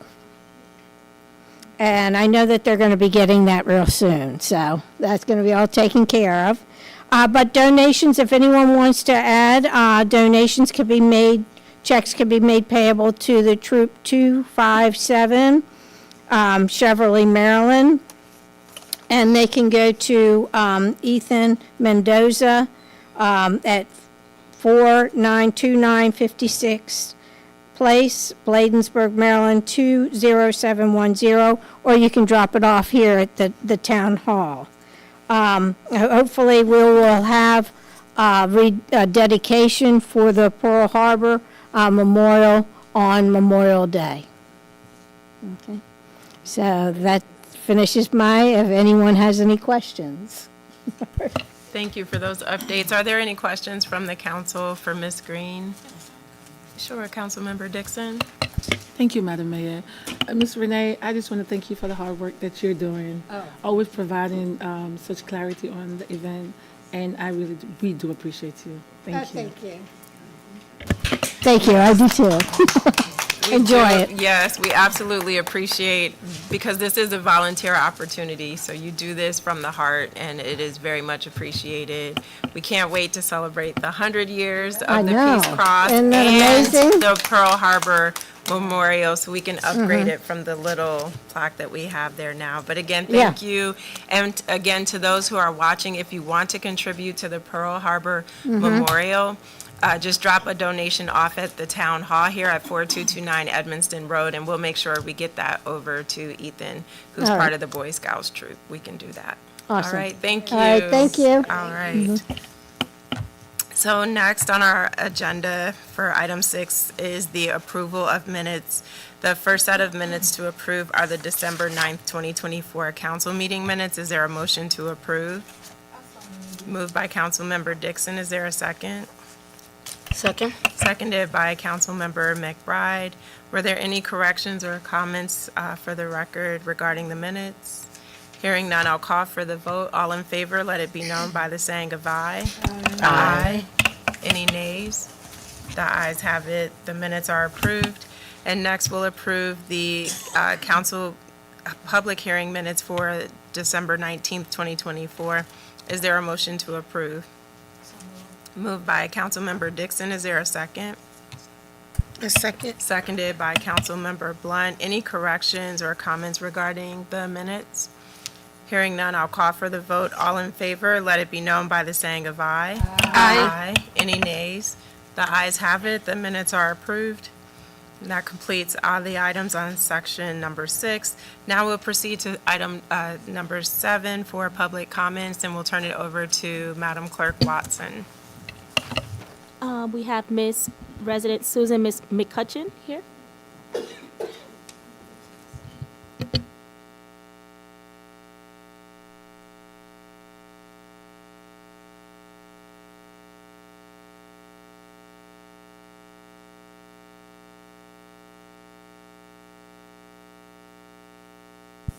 Good evening, everyone, Mayor and Council, everyone watching. I live at 5404 Spring Road. I wanted to follow up on the discussion in the work session regarding the bills that we have to watch for coming up in the General Assembly. And I was glad to hear that 2 were not mentioned, but that's because, dealing with the maglev issue, but that's because Bladensburg remains in strong opposition, and so does the Maryland Municipal League, so you get a star. So, at any rate, I wanted to mention that Mr. Perez mentioned that we need to reach out on the maglev, reach out to the candidates, the county executive candidates, and I would also add then District 5, and in fact, the Maryland Coalition for Responsible Transit, we reached out in December and are following up with the county executive candidates for their position on the maglev, and also I personally have for the District 5, Prince George's County Council. I'll point out, you can sign up to find out about bills at MGA, which is Maryland General Assembly, and you can also look at legislation at MGA-LEG, which is for legislation. So sign up, and then you can get a notice about what's happening with the bills when there are hearings or that kind of thing. But I will point out there is the cross-file bill, will soon be cross-filed. The House hasn't yet, Delegate Williams, but it's the Senate bill, State Finance Prohibited Appropriations, Magnetic Levitation Transportation System Bill, which is put forth by by Senator Washington, Augustine, and Beidle, who have been very strong opposed to the maglev. That is filed, and there will be a cross-filed bill by Delegate Williams. That's the one that's been the past few years that it's a private company. They said we don't need money from the state, and what this bill says is, okay, we're not going to give you money from the state, basically. And then they object to it every year and say, yeah, but we might run out of money, and we might need money from the state. So at any rate, it hasn't gotten out of committee the last few years. And the other bill is a new one, House Bill 48, Railroad Companies Condemnation Authority application. It's by Delegate Healy, Martinez, and Delegate Williams. And basically what they're saying in that bill is questioning eminent domain being used by the maglev project to try to take properties. So that is a bill and it will, on January 30th at 1 p.m. is the first hearing for it. So again, that is about eminent domain and questioning railroad companies, superconducting magnetic levitation train project being able to use eminent domain. So thank you very much. All right, thank you, Ms. McCutcheon. And just one tiny correction was, in the work session, I mentioned PGCMA's policy committee discussed it this morning. I don't want to get in trouble for putting words in MML's mouth. So in case anyone's watching from there, PGCMA, the policy committee did agree that we want to continue to push this forward to the board and the body at large as a legislative priority. And so I believe the next meeting is Thursday evening to continue that process. But no worries, no worries. Madam Clerk, could you please call the next resident? We have Mr. Steve White.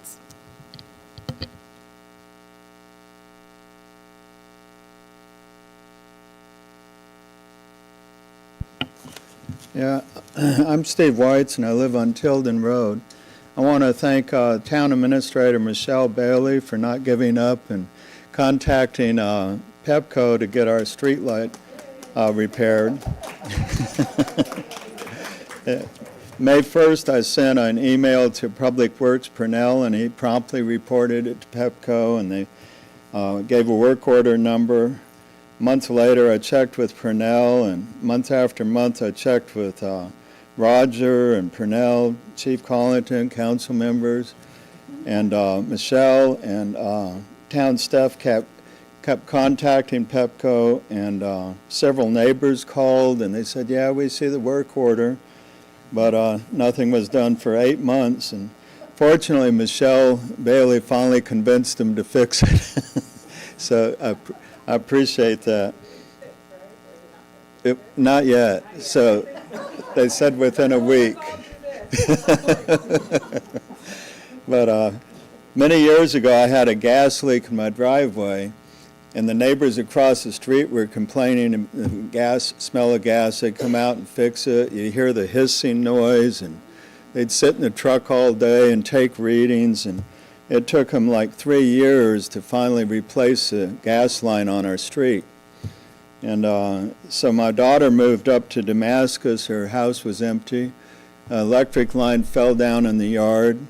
I called Pepco, and I went back the next day. Nothing happened. Five days, they finally came out and fixed it. Looking back, I should have called the police to rope the yard off. Maybe they could have convinced them to fix it. But I'm thinking, I call the town because, I think they have better connections. But I appreciate, them not giving up on that. And also I want to thank Purnell and Public Works for removing the snow. I hear that some areas in PG County still aren't plowed.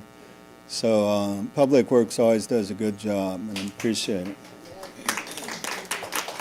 And also thank Public Works for their leaf vacuum service. They do a great job. Thank you.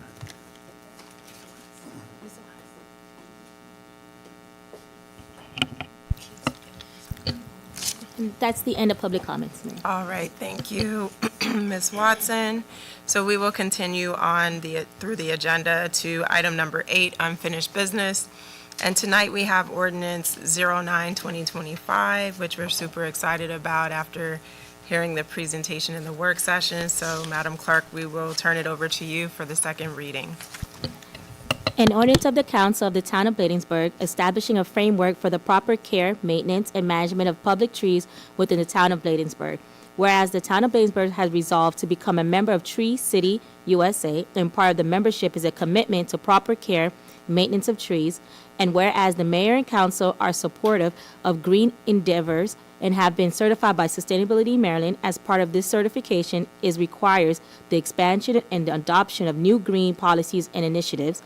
And whereas the mayor and council have adopted Resolution 08-2025, in which the council consents to join Tree City USA, and whereas the town has engaged with Neighborhood Design Center to conduct a tree assessment, which is also a requirement for the Tree City USA designation. And Section 1, purpose. The purpose of this ordinance is to establish a framework for proper care, maintenance, management of public trees within the town of Bladensburg.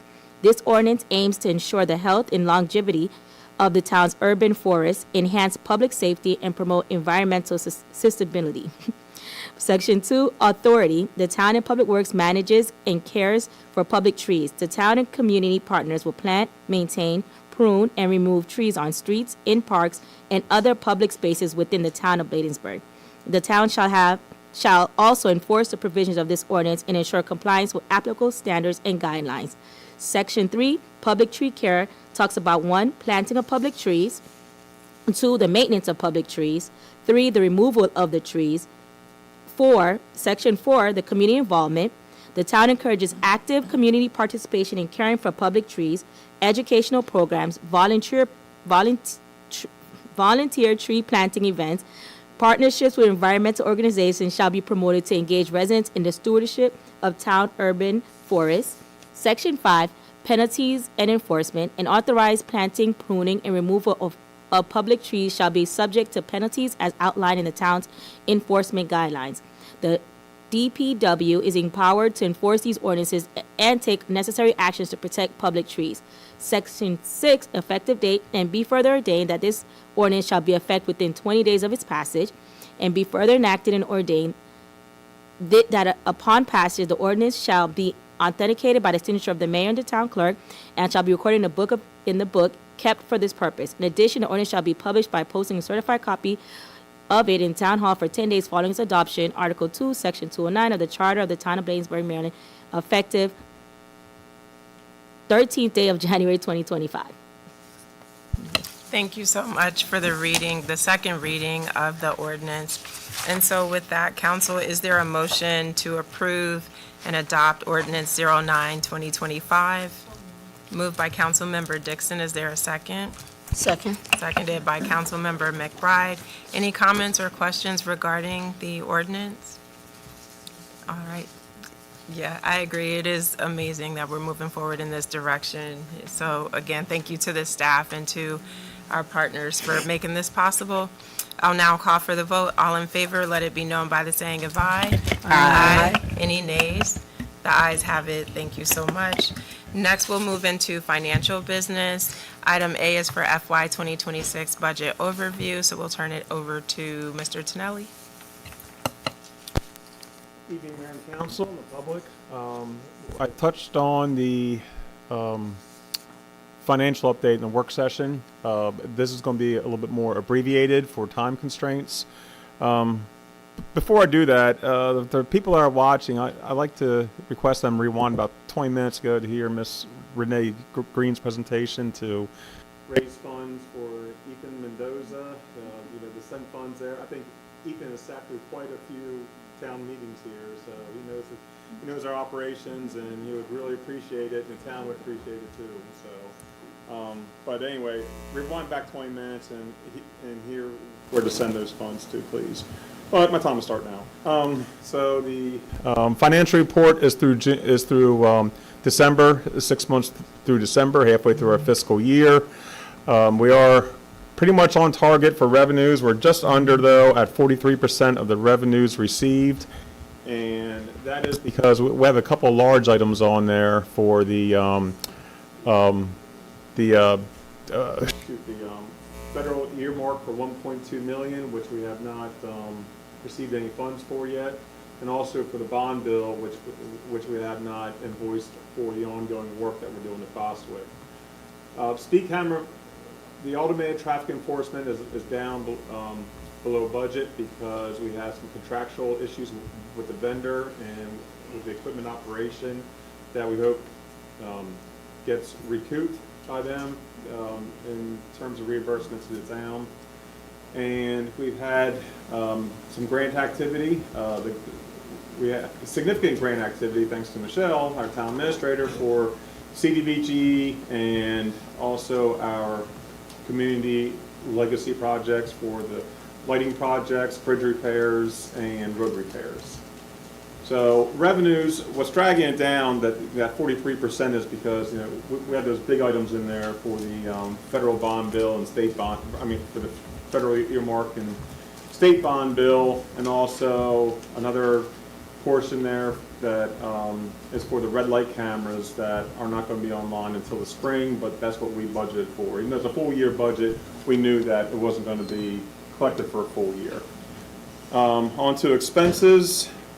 The overall, and this is by department, and there's full detail of my financial report in the meeting packet online and everything. So this is just a summary of the key points. So the financials are done by department. Mayor and council, I could say, is our smallest department. They're pretty much on budget. The general expenses were over because of the community events, because we're very community event heavy in the first half of the fiscal year. And we also front load some expenses such as our memberships to MML, National League of Cities, and the Mayor's Association. All those are paid in July, but they're budgeted for a full year. Our smaller departments, which are the town administrator, town clerk, and finance, which I call like the West Wing of Town Hall over here. It's really only about 5 employees, but it's split up into 3 departments. So the West Wing is just below budget. They're at 48%. But again, we're 6 months into the year. That looks good. The public safety and traffic enforcement, right on budget, 50%. And those two are split because public safety is funded through the general fund, and the traffic enforcement is funded through speed camera funds and through the red light camera funds. But the expenses are all public safety. So that's why I have those combined there. And Public Works, scroll down to there, to the very bottom there in that orange, they're on budget at 50%. And our total expenses are at 45% of budget.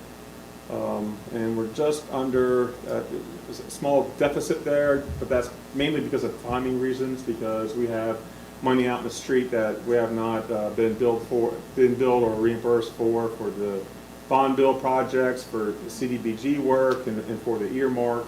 So there's, and also for monies due us from the speed camera fund. So that's it through the first 6 months of the year. If anybody has any questions. So one thing you did mention in the work session, I just wanted to point out, is we did get another tranche of funding, tax payments in December, and you mentioned, so the variance, we're actually up to like 97% on, was it the real property? Yeah, that top line there, the real property tax, that is our largest revenue item. You see it, that's 82% collected. It's now, as of today, as of Friday, is 97% collected. And that's because all those payments go to the county, and then the county remits those to us. But that could go 2 or 3 percentage points above budget because of updated assessments for construction in progress. But there's also a risk that people appeal and it could go down. So let's see now. But I'm hoping for 1 or 2 points higher. That's helpful. And then one other question is on the code enforcement side, Chief, is it the spring where Officer Reinhardt goes out to collect the fees associated with the business licenses and all of that? Yes, ma'am.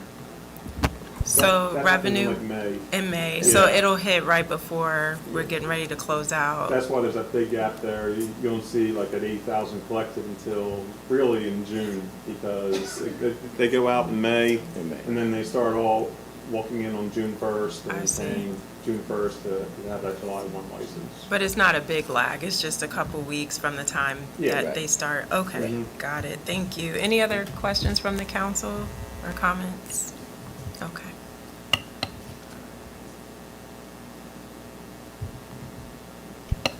Zoom does not want you to stop sharing, I guess. It's giving you a hard time. All right, so continuing on to new business, we're now at Resolution 13-2025 to change the town's resident agent to our clerk, Ms. Regine Watson. So, Ms. Watson, I'll turn it over to you to read the resolution into the record. A resolution of the Town Council of Bladensburg, Maryland, declaring Regine Watson as the Town of Bladensburg resident agent, replacing the previous resident agent in accordance with Maryland law. Whereas in accordance with the Maryland law, the Town of Bladensburg, Maryland, is required to designate a resident agent for the town.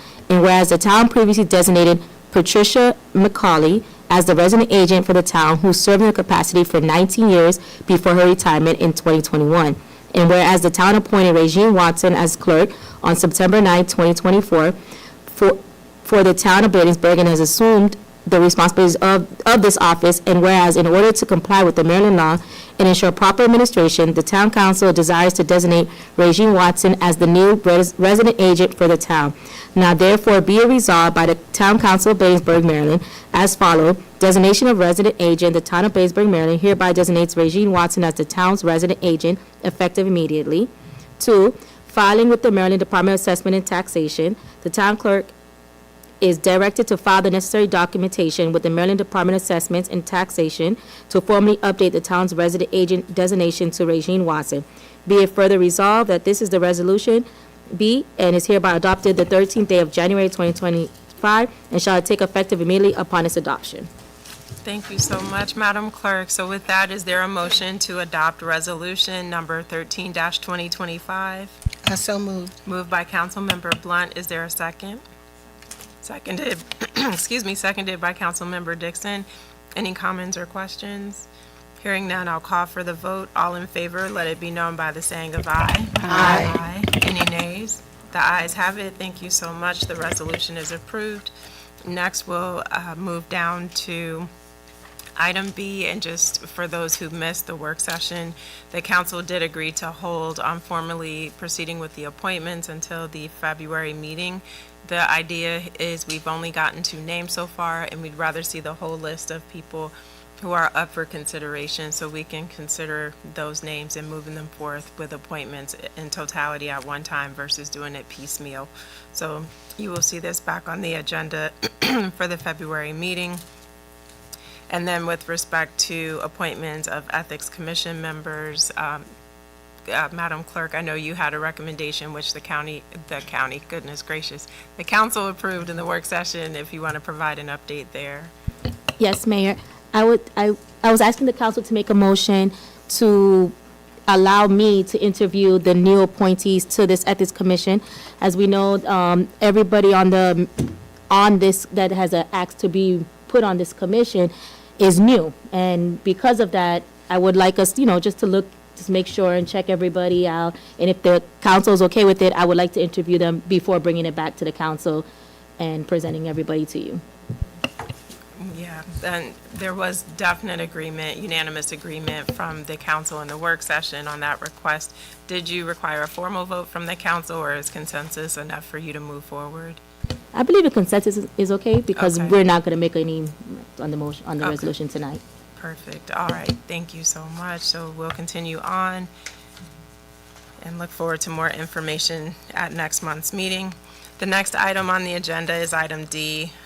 This is pertaining to the NFWF Urban Forestry Update that we received a presentation on in the work session. Town Administrator Bailey Hedgepeth, will turn it back over to you.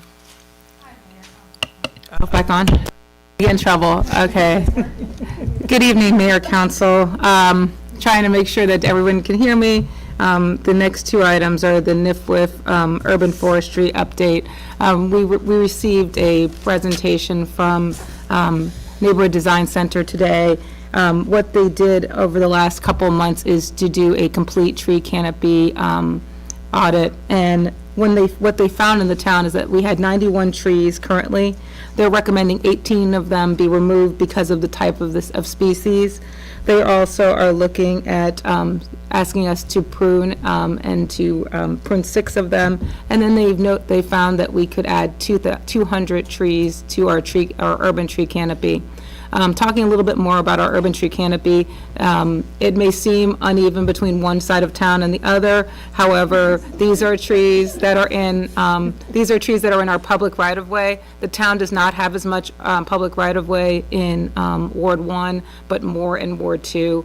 So their recommendations are heavily impacting Ward 2. However, we are going to work, and we have worked with residents in Ward 1 to add a tree canopy, to increase the tree canopy in Ward 1. And we've also increased the tree canopy. 45 of the new trees have been planted actually in Ward 1 over the last year because of the fact that those were on key public sites. So I didn't provide that in the first presentation, but there were significant amount of trees that were planted by Joe's movement, and some of the ones that they're asking for us to replace are also trees that are under a 2-year warranty that will be replaced through that warranty. Tomorrow, the green team and the public works staff will have a training on how to care for our tree canopy. And then again, this study is intertwines with the most recent ordinance that you passed in regards to tree care and to our Tree City USA application. So this again is part of how we apply for Tree City USA, and staff will be applying for the Tree City USA designation within the next few weeks. I'm here for any other questions. Are there any questions for Town Administrator Bailey Hedgepeth? For those who are tuning in now and missed the work session, the joke and the reason for the laughter is Ward 2 is really gloating about the vast difference in trees in the rights of way specifically compared to Ward 1. But we know, as you said, it was mainly due to more state highway and other roadway considerations. The other thing to mention too is I really appreciate the green team training that's been set up for tomorrow, just to continue the process moving forward. So while this was great having the presentation tonight, having that hands-on training tomorrow will definitely be helpful. So with that, we'll continue on in the agenda, moving down now to the Bostwick House, and so happy to have the tap back finally from ULI. So Town Administrator, back to you. Thank you again, Mayor, Council. To provide just a brief public overview on the Bostwick House project, ULI came to the town in April of 2024, and they did a 2-day session. I believe it was the 17th and 18th of April, if I'm correct, that they did the two-day assessment. They provided us with an initial presentation that we presented a couple times to council. This is the very final report. I think the one good thing is that we've implemented segments of this final report already in our interactions at Bostwick House. 1 is in our structural analysis. 2, we've also been working on it with our siting of our town hall. We will be looking at the Bostwick House site as a possible site, as well as the existing town hall site as suggested. 3, which I did not mention in the previous session, we are working at activating the site by working with Maryland Park and Planning, which I've mentioned in in some of the memos to the council. In April or May, we are going to have an event with Maryland Park and Planning at the site where we'll be able to discover the historical linkages to the Bostwick site, and also talk about how we can have a public and have an event that's open to the public, where people can actually be able to walk on the property and utilize the property, and it's going to be a really fun event. Ray is helping to plan it with Park and Planning. There'll be a stage and even music and things like that. So I think it'll be a really good, like, coming out party for Bostwick. And I think that's really important because part of the study was to activate the site. And then the last portion is through that activation, myself and Joey Lampool have been working on grants to try to get a portable, not a portable toilet, to get a compostable toilet on the site, which is one of the things that you kind of need in order to have parties. You got to have a toilet. So we have been waiting for something to do work with that, which it doesn't sound glamorous, but it actually is a key component that we have to settle with the site. So I think that that this has been a good roadmap for us all. So we'll continue to work through this and let everybody know, but I'm here for any other questions on the Bostwick House report and the ULI report. So the compostable toilets was something I zoned in on when reviewing the ULI tap. If there's a link or something you could send the council on examples of what that looked like, because in my mind I was like, that doesn't really sound They are gorgeous, good. Mayor. They are gorgeous. I'm going to tell you, they are actually not. No, they're not. They're not bad looking. I actually will tell you that they are. They're not. They are attractive, and actually, they will build them to look historical. Like Okay. not like no, well, not historical like an outhouse, but Right, historical like the house to fit with the image. And we are obtaining permission to try it from MHT so that we can match the style and theme of the house, but not an old school outhouse. So let me just tell you that. So it is, but it is something that would actually, it's actually something that's being used by it's actually used at a lot of historic sites. It's the National Park Service uses them because they're more ecologically friendly, and a lot of the state parks use them. And maintenance-wise, they can be closed down very easily, and they can be secured very easily so that you don't have homeless living in them and things like that. So there are lots of ways that we can take care of that. But it will take us a little bit of time to get the grant funding, but it is something that actually is part of the ULI project. And then as far as the ease of installation, you're not having to hook it up to the existing pipes and so forth. So that is an advantage, even though I'm worried about this compostable waste. Just saying. But Councilmember McBride, you said you got to see what they look like recently. Yes, Madam Mayor. When we went to the NLC conference, we got a chance to speak with the residents, the representatives, and see what they actually look like. They were really nice. Yeah. They are great. All right, They are. You're convincing me. And then Councilmember Blunt, you had a question about the house itself? When we went there, they were saying something about the floors and, is it steady? If you have a lot of people walking, is it stable enough? No one's gonna fall through the base? Okay. I'm just asking. But I'm just asking because that was a big. Yeah, no, Councilwoman, that's a really good question. So the stabilization study that we're doing now with Encore is actually looking at issues on the interior of the house and what are our repairs, what are the long-term issues that we need to do. In regards to the event that we're planning with Maryland Park and Planning on the site, it is primarily outside of the house and not inside of the house, to activate the site itself, but not the house, because we are waiting for Encore study before we do any kinds of tours of the house. And even when we're going to ask UMD to, and actually I have a call with Don Leibow this week, one of the many thousands of calls I have this week, but in regards to putting together signage and information about the house, so that we can actually kind of have some areas where people can interact with some of the things in the house outside of the house.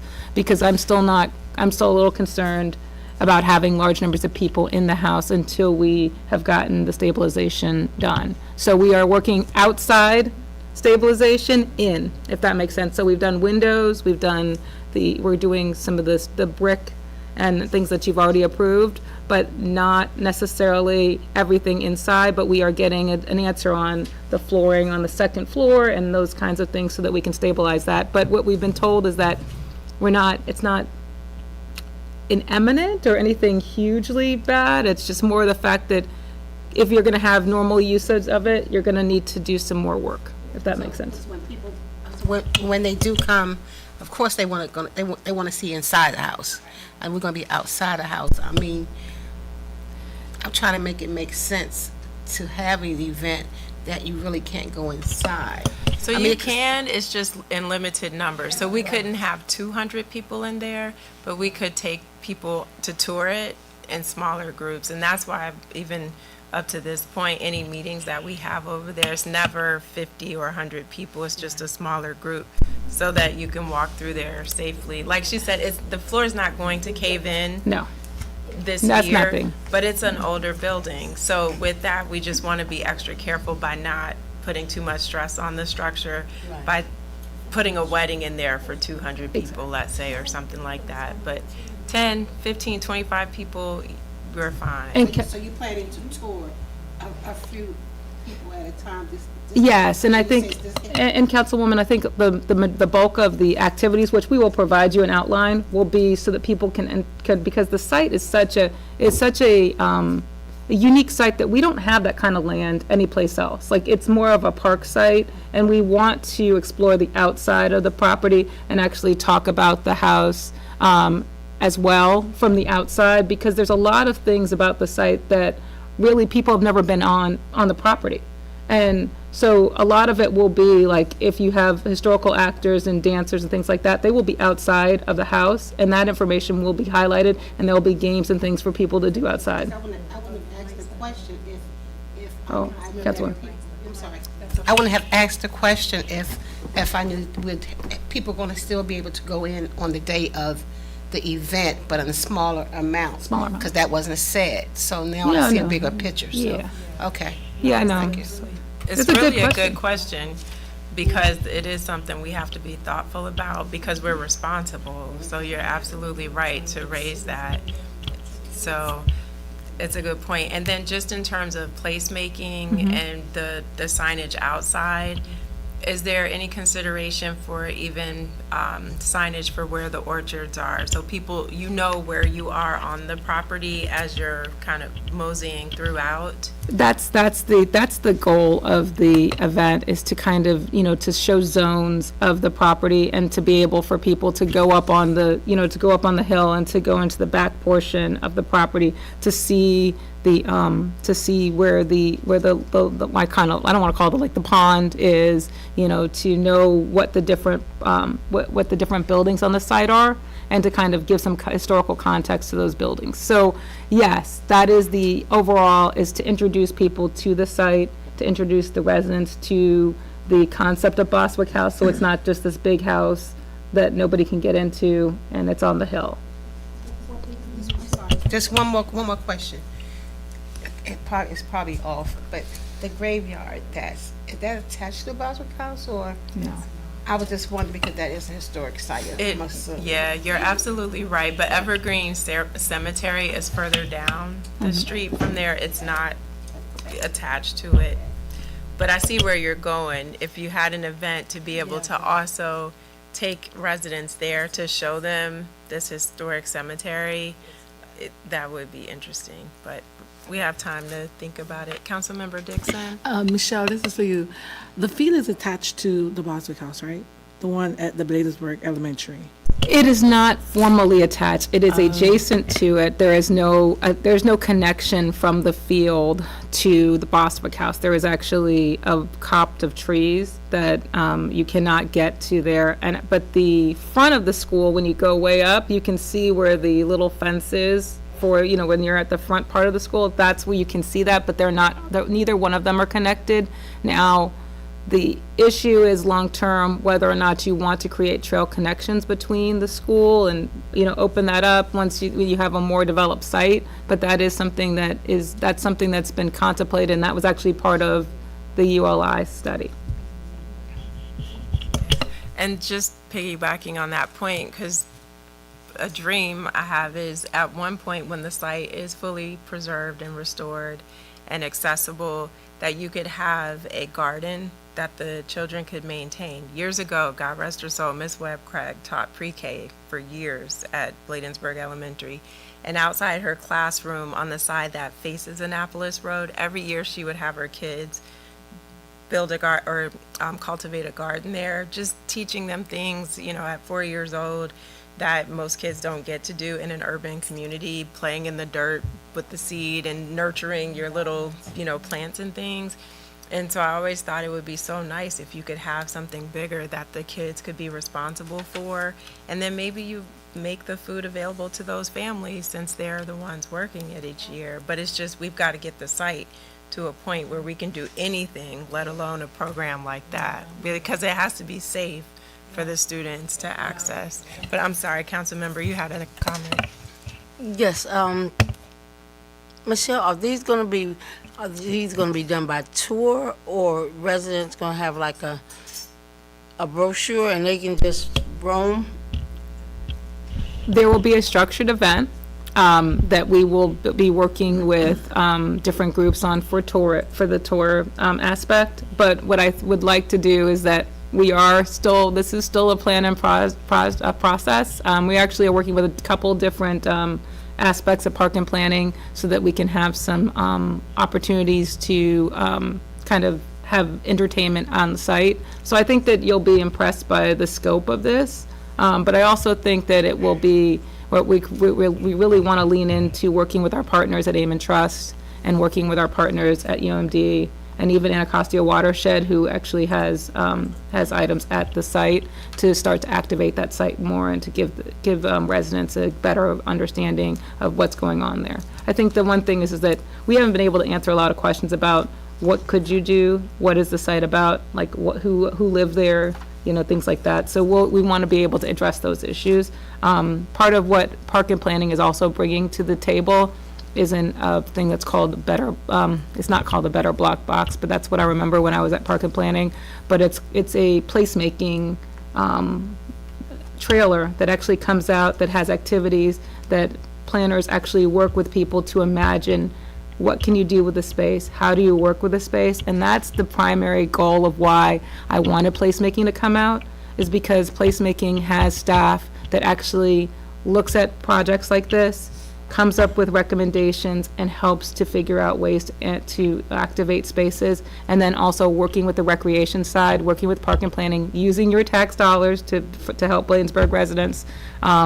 They will provide activities to residents also for that day. So it's one of those things that I just wanted to try to activate something I knew that you had access to, and that's what we're going to be working through, and we'll provide you with a better outline of what that day will look like. But they will be organized tours, and we're working with Dawn Linebaugh and Susan Kern, who's the current person who's working at UMD at the site as well. Thank you, because I didn't want to see people just walking all around. Yeah. Okay, thank you. Thank you for the question. Councilmember Dixon? I don't know if I missed the date, but I don't know if you had mentioned it. When is the date set for? We tentatively have April 26th, but it may be moved to the first week of May. But we'd like to do it earlier before you get into your summer events, because of the way that as we rush off into the summer, we've got Juneteenth, we've got for the Independence Day, we've got we've got everything else for the summer. So, and then back to school again. So it's like we go into like a real big portion. So early May is the target for this. I think it'll kind of replace when you had International Day. So that's the timing. Thank you so much. I still have concerns in regards to the capacity that can fit in there. I really do have concern because. And we take that seriously. No, I think we'll be able to present that to you so that from the standpoint of the interior things, but I think the one nice thing about the site, we are getting it permitted, and we will be able to understand how many people can be on the site at one time. Thank you, Michelle. I'm sorry, one more question. Yep. Councilmember. And will it capture what the Boswick House actually stood for and what every aspect of what that place was? I'm just asking because. And that's a critical piece of this whole project, right, is telling the story of the enslaved people who lived there. It's been harder to get, I think, history on what it was before it was colonized, because Native Americans were there before any of us were.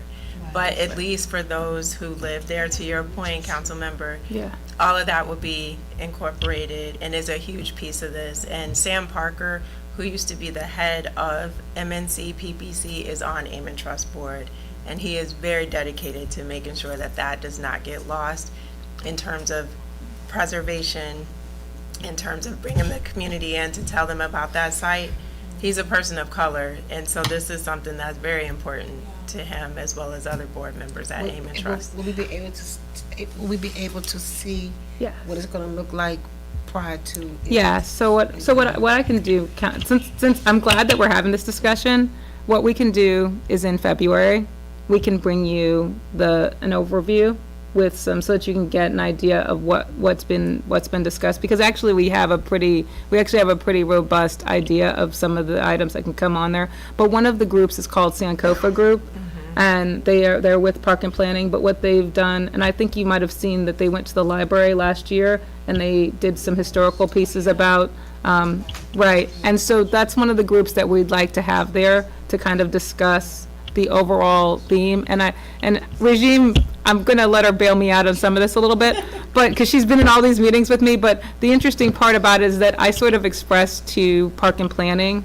the need for this to be culturally relevant and not just talking about the first Secretary of the Navy house, and that we wanted to talk about the people that have been in this community, and then how it reflects to people now. I think the one cultural context is that we have 50% of our, like a good 40% of our residents are from other countries, and to have a context why this is important and why this would be important to them as an open space, and why the house is important, even from the historical, but even for the future context. Yeah, and I know we need to move on because it's after 8 o'clock now, but just in summary, I want to say these conversations are not new. And so even sitting on the whole process a couple years ago with Neighborhood Design Center, where we had the community input, again, Mr. Parker was there and others, and that was something that was agreed that if we're continuing down this road, we have to tell the story of all people who dwelled in that house and on that site.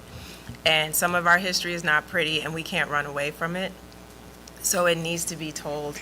And there's too many young people in this community who have no idea what happened there and why it's relevant. So we'll look forward to more discussion about the program and appreciate the update and the information also, as I mentioned before, on the technical assistance plan from ULI. At this time, I think this next item we can move quickly on, the legislative session update. We did get into that at length in the work session, and we had Mr. Perez with us and Mr. Brown just providing general updates about county and state legislation that's being put forth. So encourage folks to tune into the work session if they have any questions there. But at this time, there's no shift in terms of what the council's approved. We're just continuing forward with our priorities. The next item is the Pepco streetlight update. Again, I know that was provided in the work session, but if you want to give a brief recap on that, Town Administrator.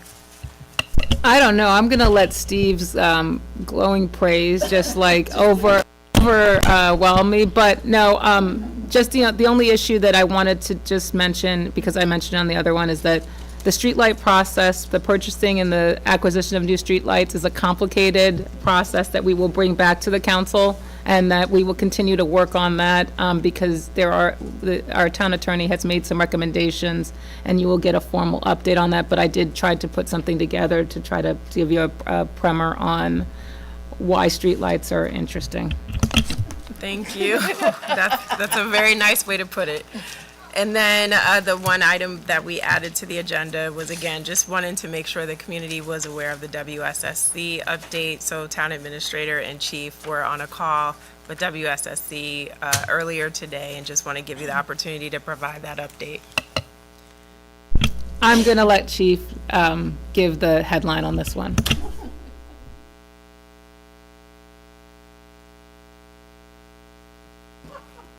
Boy, he threw a rock through the glass. Good evening, Mayor, Council, community, and colleagues. The only update that I will provide is that the restriction has been as of 6:30 this afternoon, the water restriction has been lifted. And that's for the essential use, that was, I think we put it out earlier today. Okay. All right, thank you, Chief. So that completes all the items under new business for tonight's meeting. Now I'm excited to move into staff reports because this is where we get to hear about all the amazing work that this team of experts is doing every month.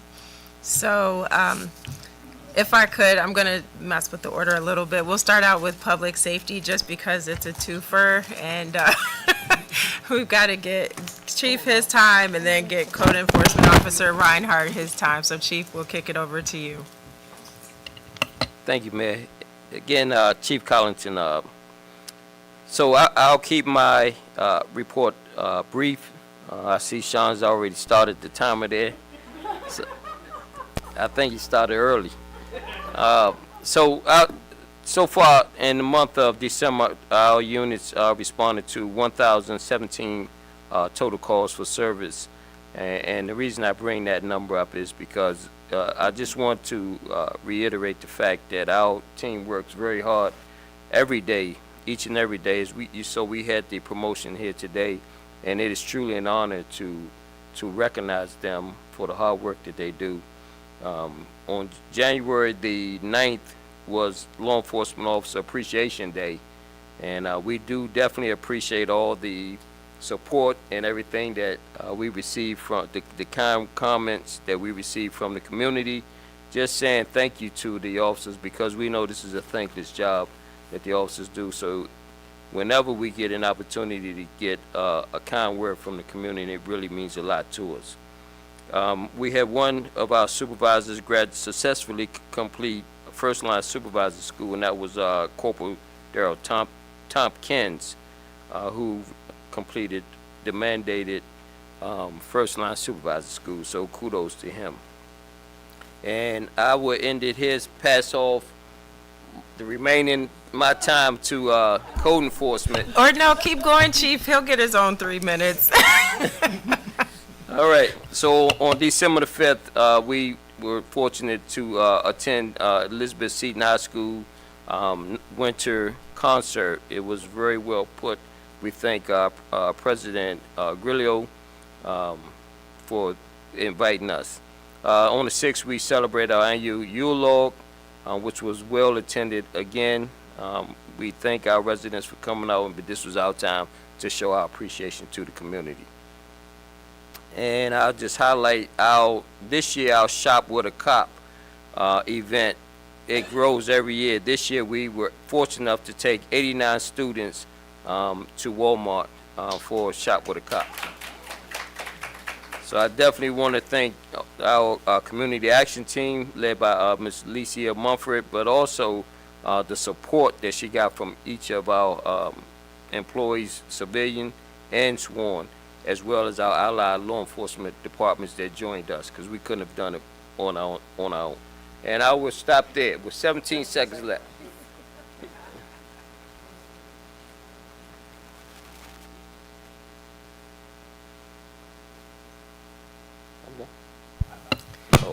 So, Chief, just one question. The cost for service, that amount you gave us, was that just for the month of December? That was just for the month of December. It was 1,017 total calls. Is that normal around the end of the year, that amount? It seems high. It ebbs and flows, but it's somewhere around it. We normally run anywhere from 900 to 1,000 calls anyway. Okay. So this year, in December, we ran 1,017 calls for service. Okay. On the average, on the yearly, we do somewhere around 17,000 calls for service. Okay. Councilmember, you had a question? Is that repeated calls, like a person calling for the same calls? Because it seems like it's... Yeah, some of them could include repeat calls, See, like that's- say like okay. noise complaints. Now that would make sense, because I don't see what, I mean, I'm looking at Bladensburg. Yeah. They're supposed, so, yeah. So it no, could I be can't. accidents, it could be And they when call we it do for- premise okay. checks, you know, when we go visit the different buildings and things like that, all those For are calls repeated for calls. service. Yeah. Okay, okay. Gotcha. Now it makes sense. Thank you for that question. That makes a lot of sense. And I'm sorry, Mr. Reinhardt was ready with the microphone. Over to code enforcement. Good evening, Mayor and Council. First off, I want to start off by sending our condolences to the Montgomery County Fire Department. Saturday, they had a line of duty death. And also want to send out thoughts and prayers to the firefighters in California fighting the forest fires and the families of, what they've lost. This is the start of my report. I kind of didn't do it for the month of December. This is going to be for like the totals for last year. Last year we had 266 abandoned vehicles in the town of Bladensburg. 28 of those were impounded. We removed 934 signs from poles and right-of-ways. And actually, this month we actually had a really strange call. We got a call for a pig that was running loose in the industrial area. A pig, P-I-G, yeah, a pig. We were actually able to contain the pig. The pig actually walked on a leash. We actually contacted animal management. They came out and removed the pig, and I'm happy to report that Mabel was the name of the pig, and she has been since adopted. So that's a good thing. Our office assisted with several community events over the past month, and the last thing I want to report on, I really want to stress on this, is now that we're in the colder seasons, if we come across like snow on the sidewalks, our town code states that 24 hours after the storm stops or the snow stops falling, you need to have your property sidewalks cleared of snow and ice.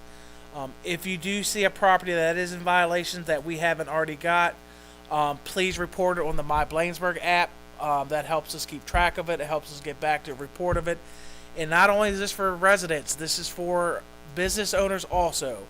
Now, we completely understand with heavy snowfall on Annapolis Road, the state road plows comes down, they put, which is normally 5-6 inches of snow, and they add another 2 or 3 feet. We will work with you to get this done, but we just want to make sure that the sidewalks are passable for our residents and our students. At this time, this completes my report. Thank you. Turn the clock on, but I was watching right here. This is a tough crowd.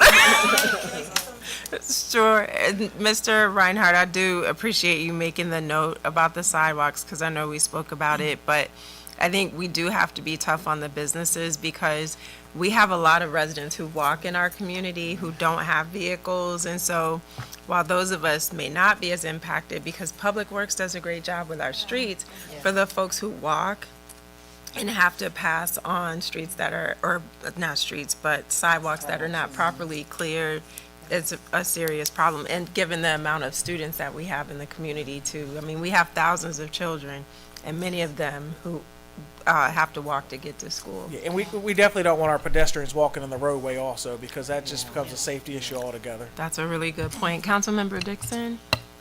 Thank you, Madam Mayor. I was about to say what you just said. Also, I got a few complaints this morning in regards to the sidewalks at the Bladensburg Elementary School, that the kids, got a few kids that fell this morning. And that's one of the things I was working with, because I noticed that the elementary school did not even shovel their own sidewalk, so that's an issue upon itself. So I'll be speaking with the principal up there. So that doesn't, as far as I know, those requests go through the facilities management for the school system. So we get to do a big old complaint to the school system, is what I'm hearing, right? Because they did the parking lot, but they did not do the sidewalks on the property itself, but not along the state highway. Where their students have to walk to get up. Where they have to walk to get there. Got it. Okay. We should also let our school board member know too. Oh, that's right. She resigned. Well, we can email the superintendent and just make him aware. Because, tell me if I'm wrong, we have our weatherman over here, Chief Collington. Is there more snow expected this winter, or is it behind us? At least one more. Okay, so, Actually, they're saying that the week after, that we have some more in next 2 weeks. Yeah, that we could have some more inclement weather in the next 2 weeks, so there's new stuff. Another one big more one. big one, okay. No, you don't like the snow. All right, so that completes code enforcement. Mr. Tonelli will come back over. Oh, sorry. The chief, I think they're calling for a wintry mix, a wintry mix this weekend. What's that? Yeah. The week after, yeah.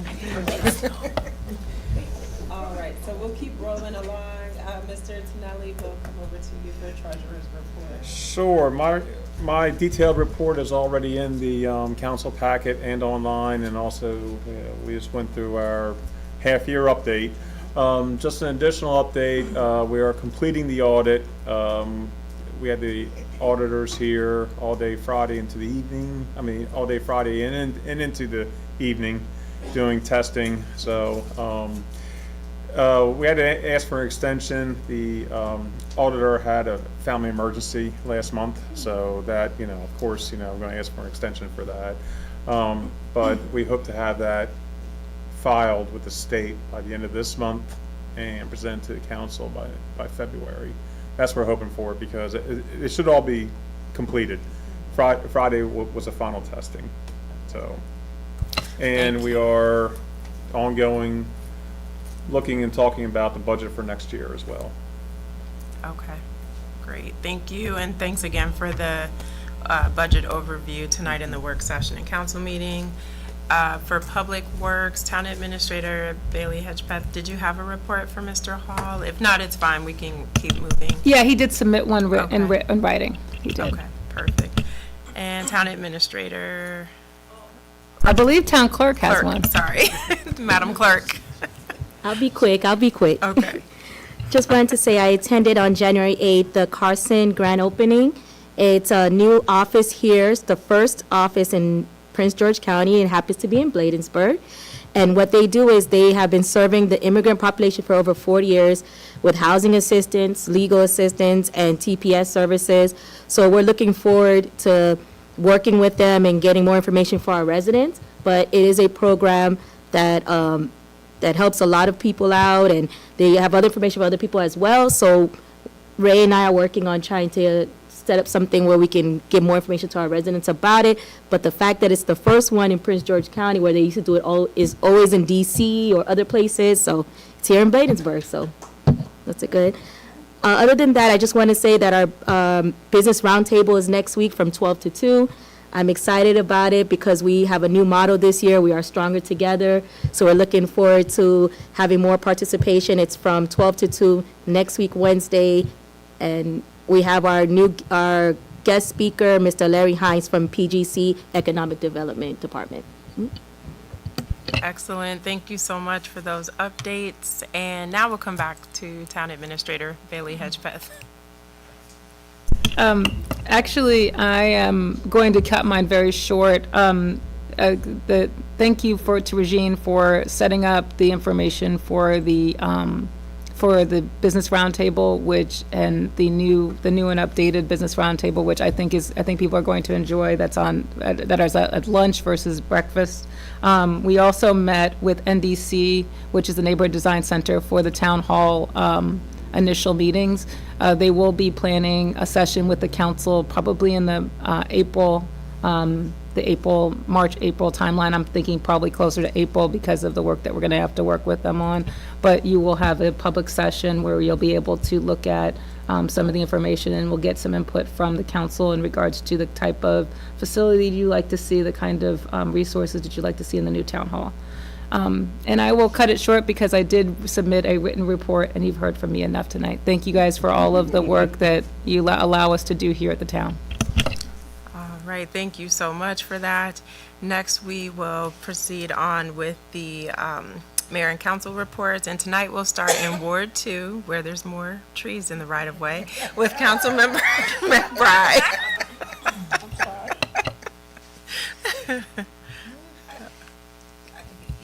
Oh, Councilmember McBride.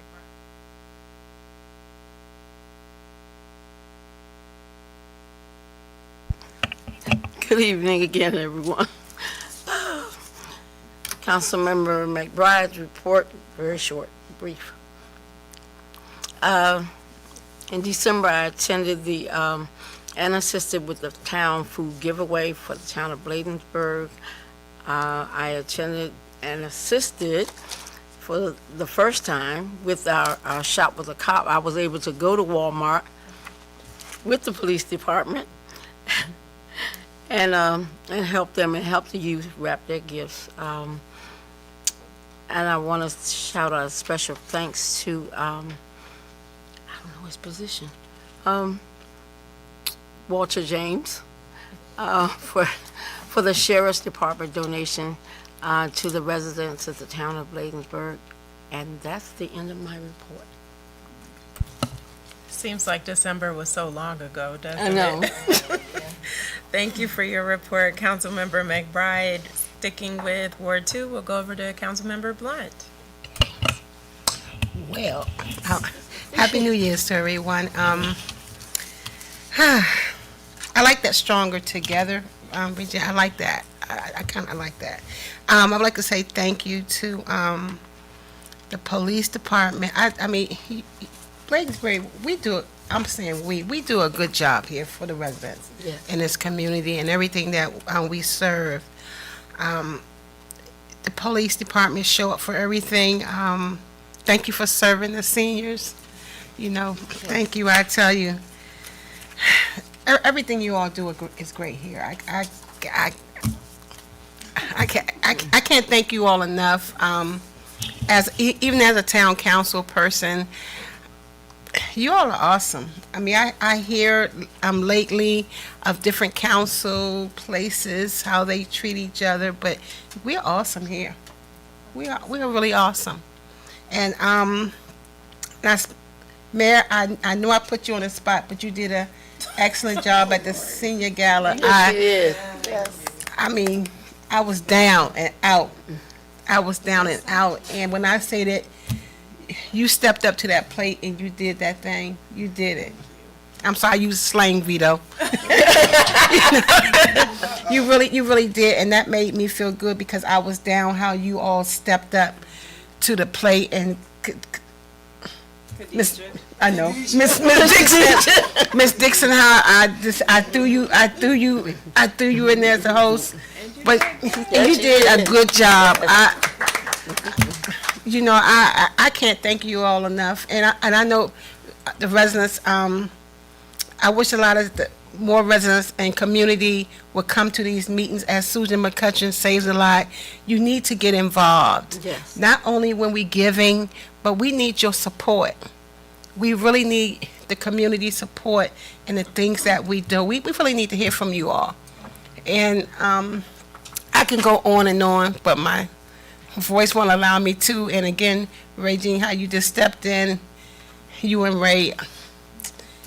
And thank you, Vito, for the little fruit thing you gave me. I can't say fruit, but the little fruit thing.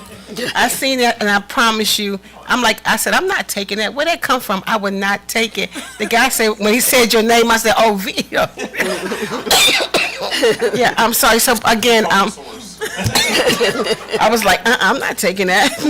But anyway, again, thank you all so much for the support that you give to the community, as well as the seniors, and as well as myself when I was down and out and didn't know I was down and out. You all stepped up, and I thank you. And yes, Walter James, it was amazing seeing him again.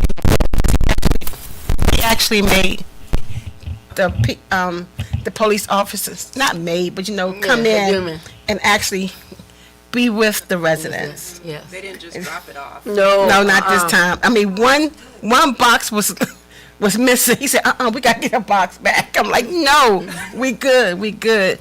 And Collins, your team, when you wasn't there, was great.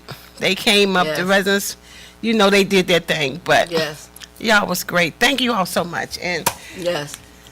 That's all I pretty much have to say. It was cheap. Yeah, thank you. And I didn't use AI. Sorry. Oh my gosh, too funny.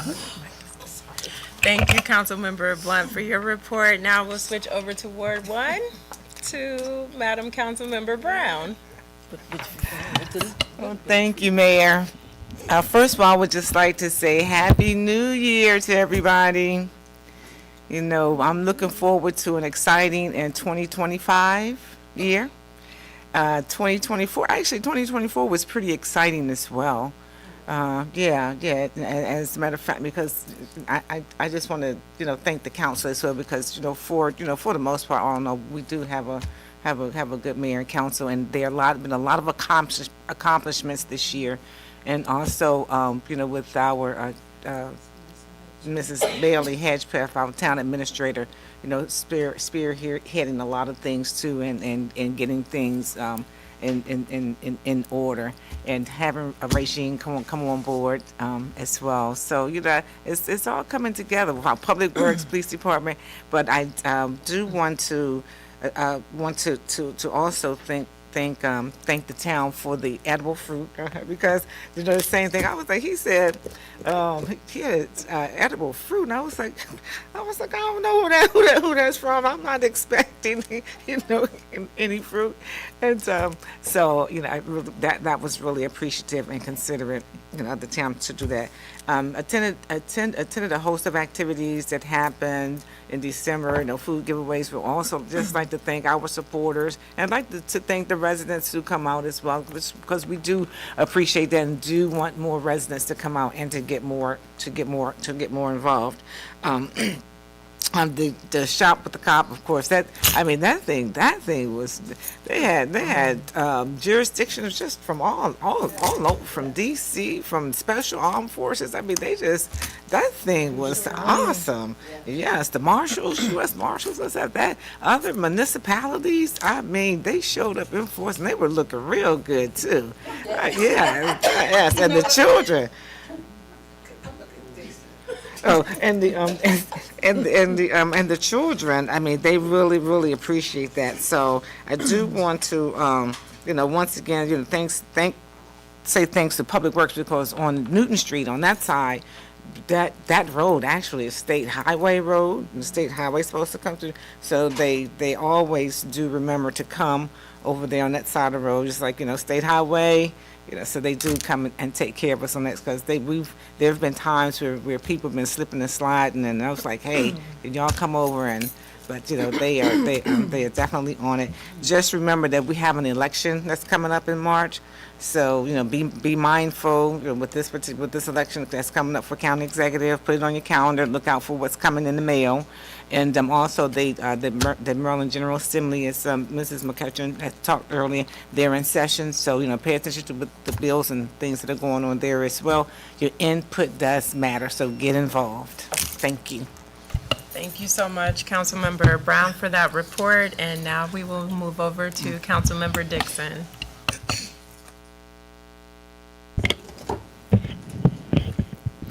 Thank you, Madam Mayor. Good evening, Mayor and Council. Good evening, everyone. Good evening, residents. I'm going to make it real short.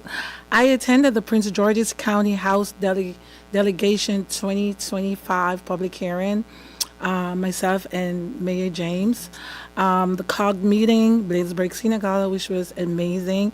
Kudos to Councilmember Blunt. You did an amazing job.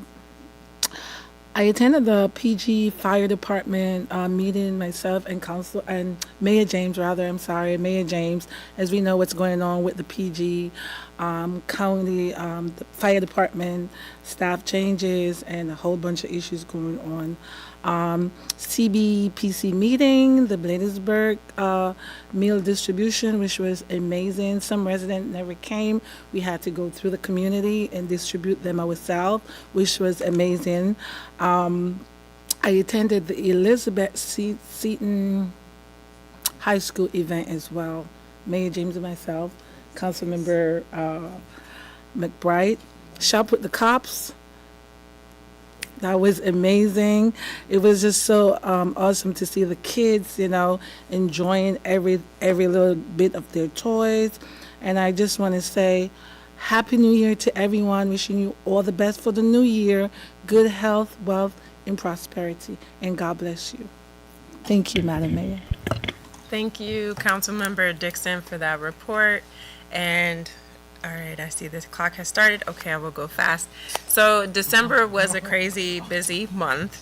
I want to thank Councilmember Blunt for emceeing the ribbon cutting for the community cupboard. I understand you did an amazing job, so congratulations on that. And also for the senior gala. I know you don't like getting accolades, but it is important that you get your flowers while you're here. And what you do by lifting the spirits of our seniors around the holidays, you cannot put a price tag on that.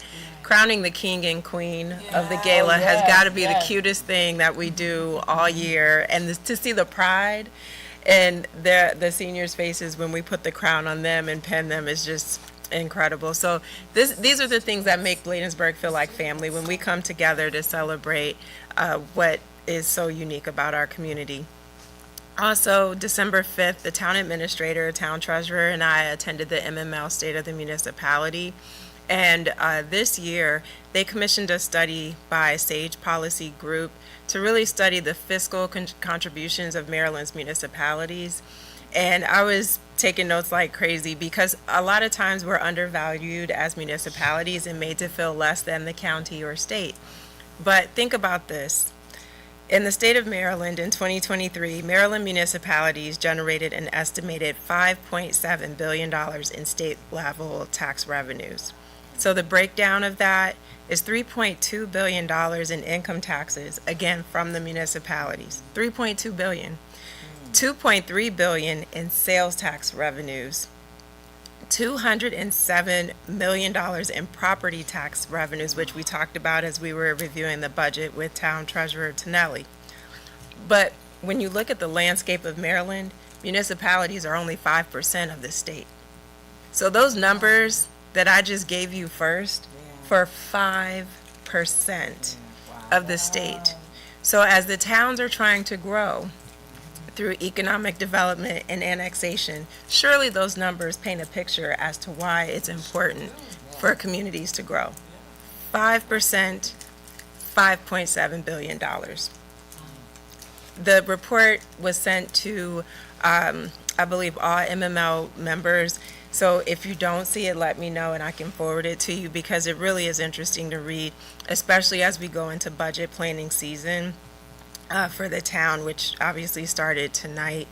A few other highlights were that during the session, I was able to be on a panel with Senator Corey McCray, who legislates in Baltimore, Mayor Benton from North Beach, and Mayor O'Connor, who moderated from Frederick, Maryland. And one of the things that Senator Corey McCray is putting forth is a bill trying to get this through again this year on the local amusements taxes, to allow small communities like ours, I'll go quick, Sean, but small communities like ours who host large events to be able to charge anywhere between 1% to 3% additional sales tax or amusement tax, if you will. So if people are coming into town and they're having a meal at a local restaurant, before they come to the fireworks, we can say whether we want to charge 1% to 3% to these retail establishments to help offset wear and tear on our local roads. The fact that we have to have all hands on deck from Chief and his staff and uniformed officers and plainclothes officers just to keep everyone safe at these events. It could help offset public works overtime, administrative staff salaries, because when we do these events, we're there before the residents arrive and long after they're gone. We're still there cleaning up and making sure we put everything back the way that it was, particularly if it's not our site as we have at the Bladensburg Waterfront Park, which is county owned. So we'll monitor that and keep everyone up to date, especially as they call for letters of support or testimony. But that completes my report, and if it's not on the site, it will be shortly. So with that, that concludes all the council reports. Councilmember Dixon, you had a question? Michelle, or Mayor, the quarterly meeting will be here, right? Can you announce it? Oh, you mean as far as the Business Roundtable quarterly meeting will be here on the 22nd at lunchtime? Is that what you're asking about? Oh, the Port Towns meeting on the 27th, which is a Monday, from here at the Town Hall from 6 p.m. to 8 p.m. And we will be hosting the other Port Towns here for the annual Port Towns meeting. I mean, the quarterly Port Towns meeting, excuse me. right, so with that, we're at the end of tonight's agenda, and so as we get ready to adjourn, please keep everyone who's dealing with directly the impacts of the wildlife fires in the LA area in your thoughts and prayers, or the family members who may not be there but are worried about their loved ones and friends in that area. Don't take that for granted, the fact that we can go to bed and wake up not having to deal with those types of emergencies. So with that, I will now call for a motion to adjourn. So moved. Moved by Councilmember Brown. Is there a second? Second. Seconded by Councilmember Dixon. Any comments or questions before we adjourn? Mayor, Councilmember Brown? I just wanted to see them eyes. She loves to keep us here all night, y'all, I tell you. Good night. With that, I'll call for a motion to adjourn. All in favor, let it be known by the saying of aye. Aye. Any nays? The ayes have it. We're adjourned. Good night. And again, Happy New Year. Good night.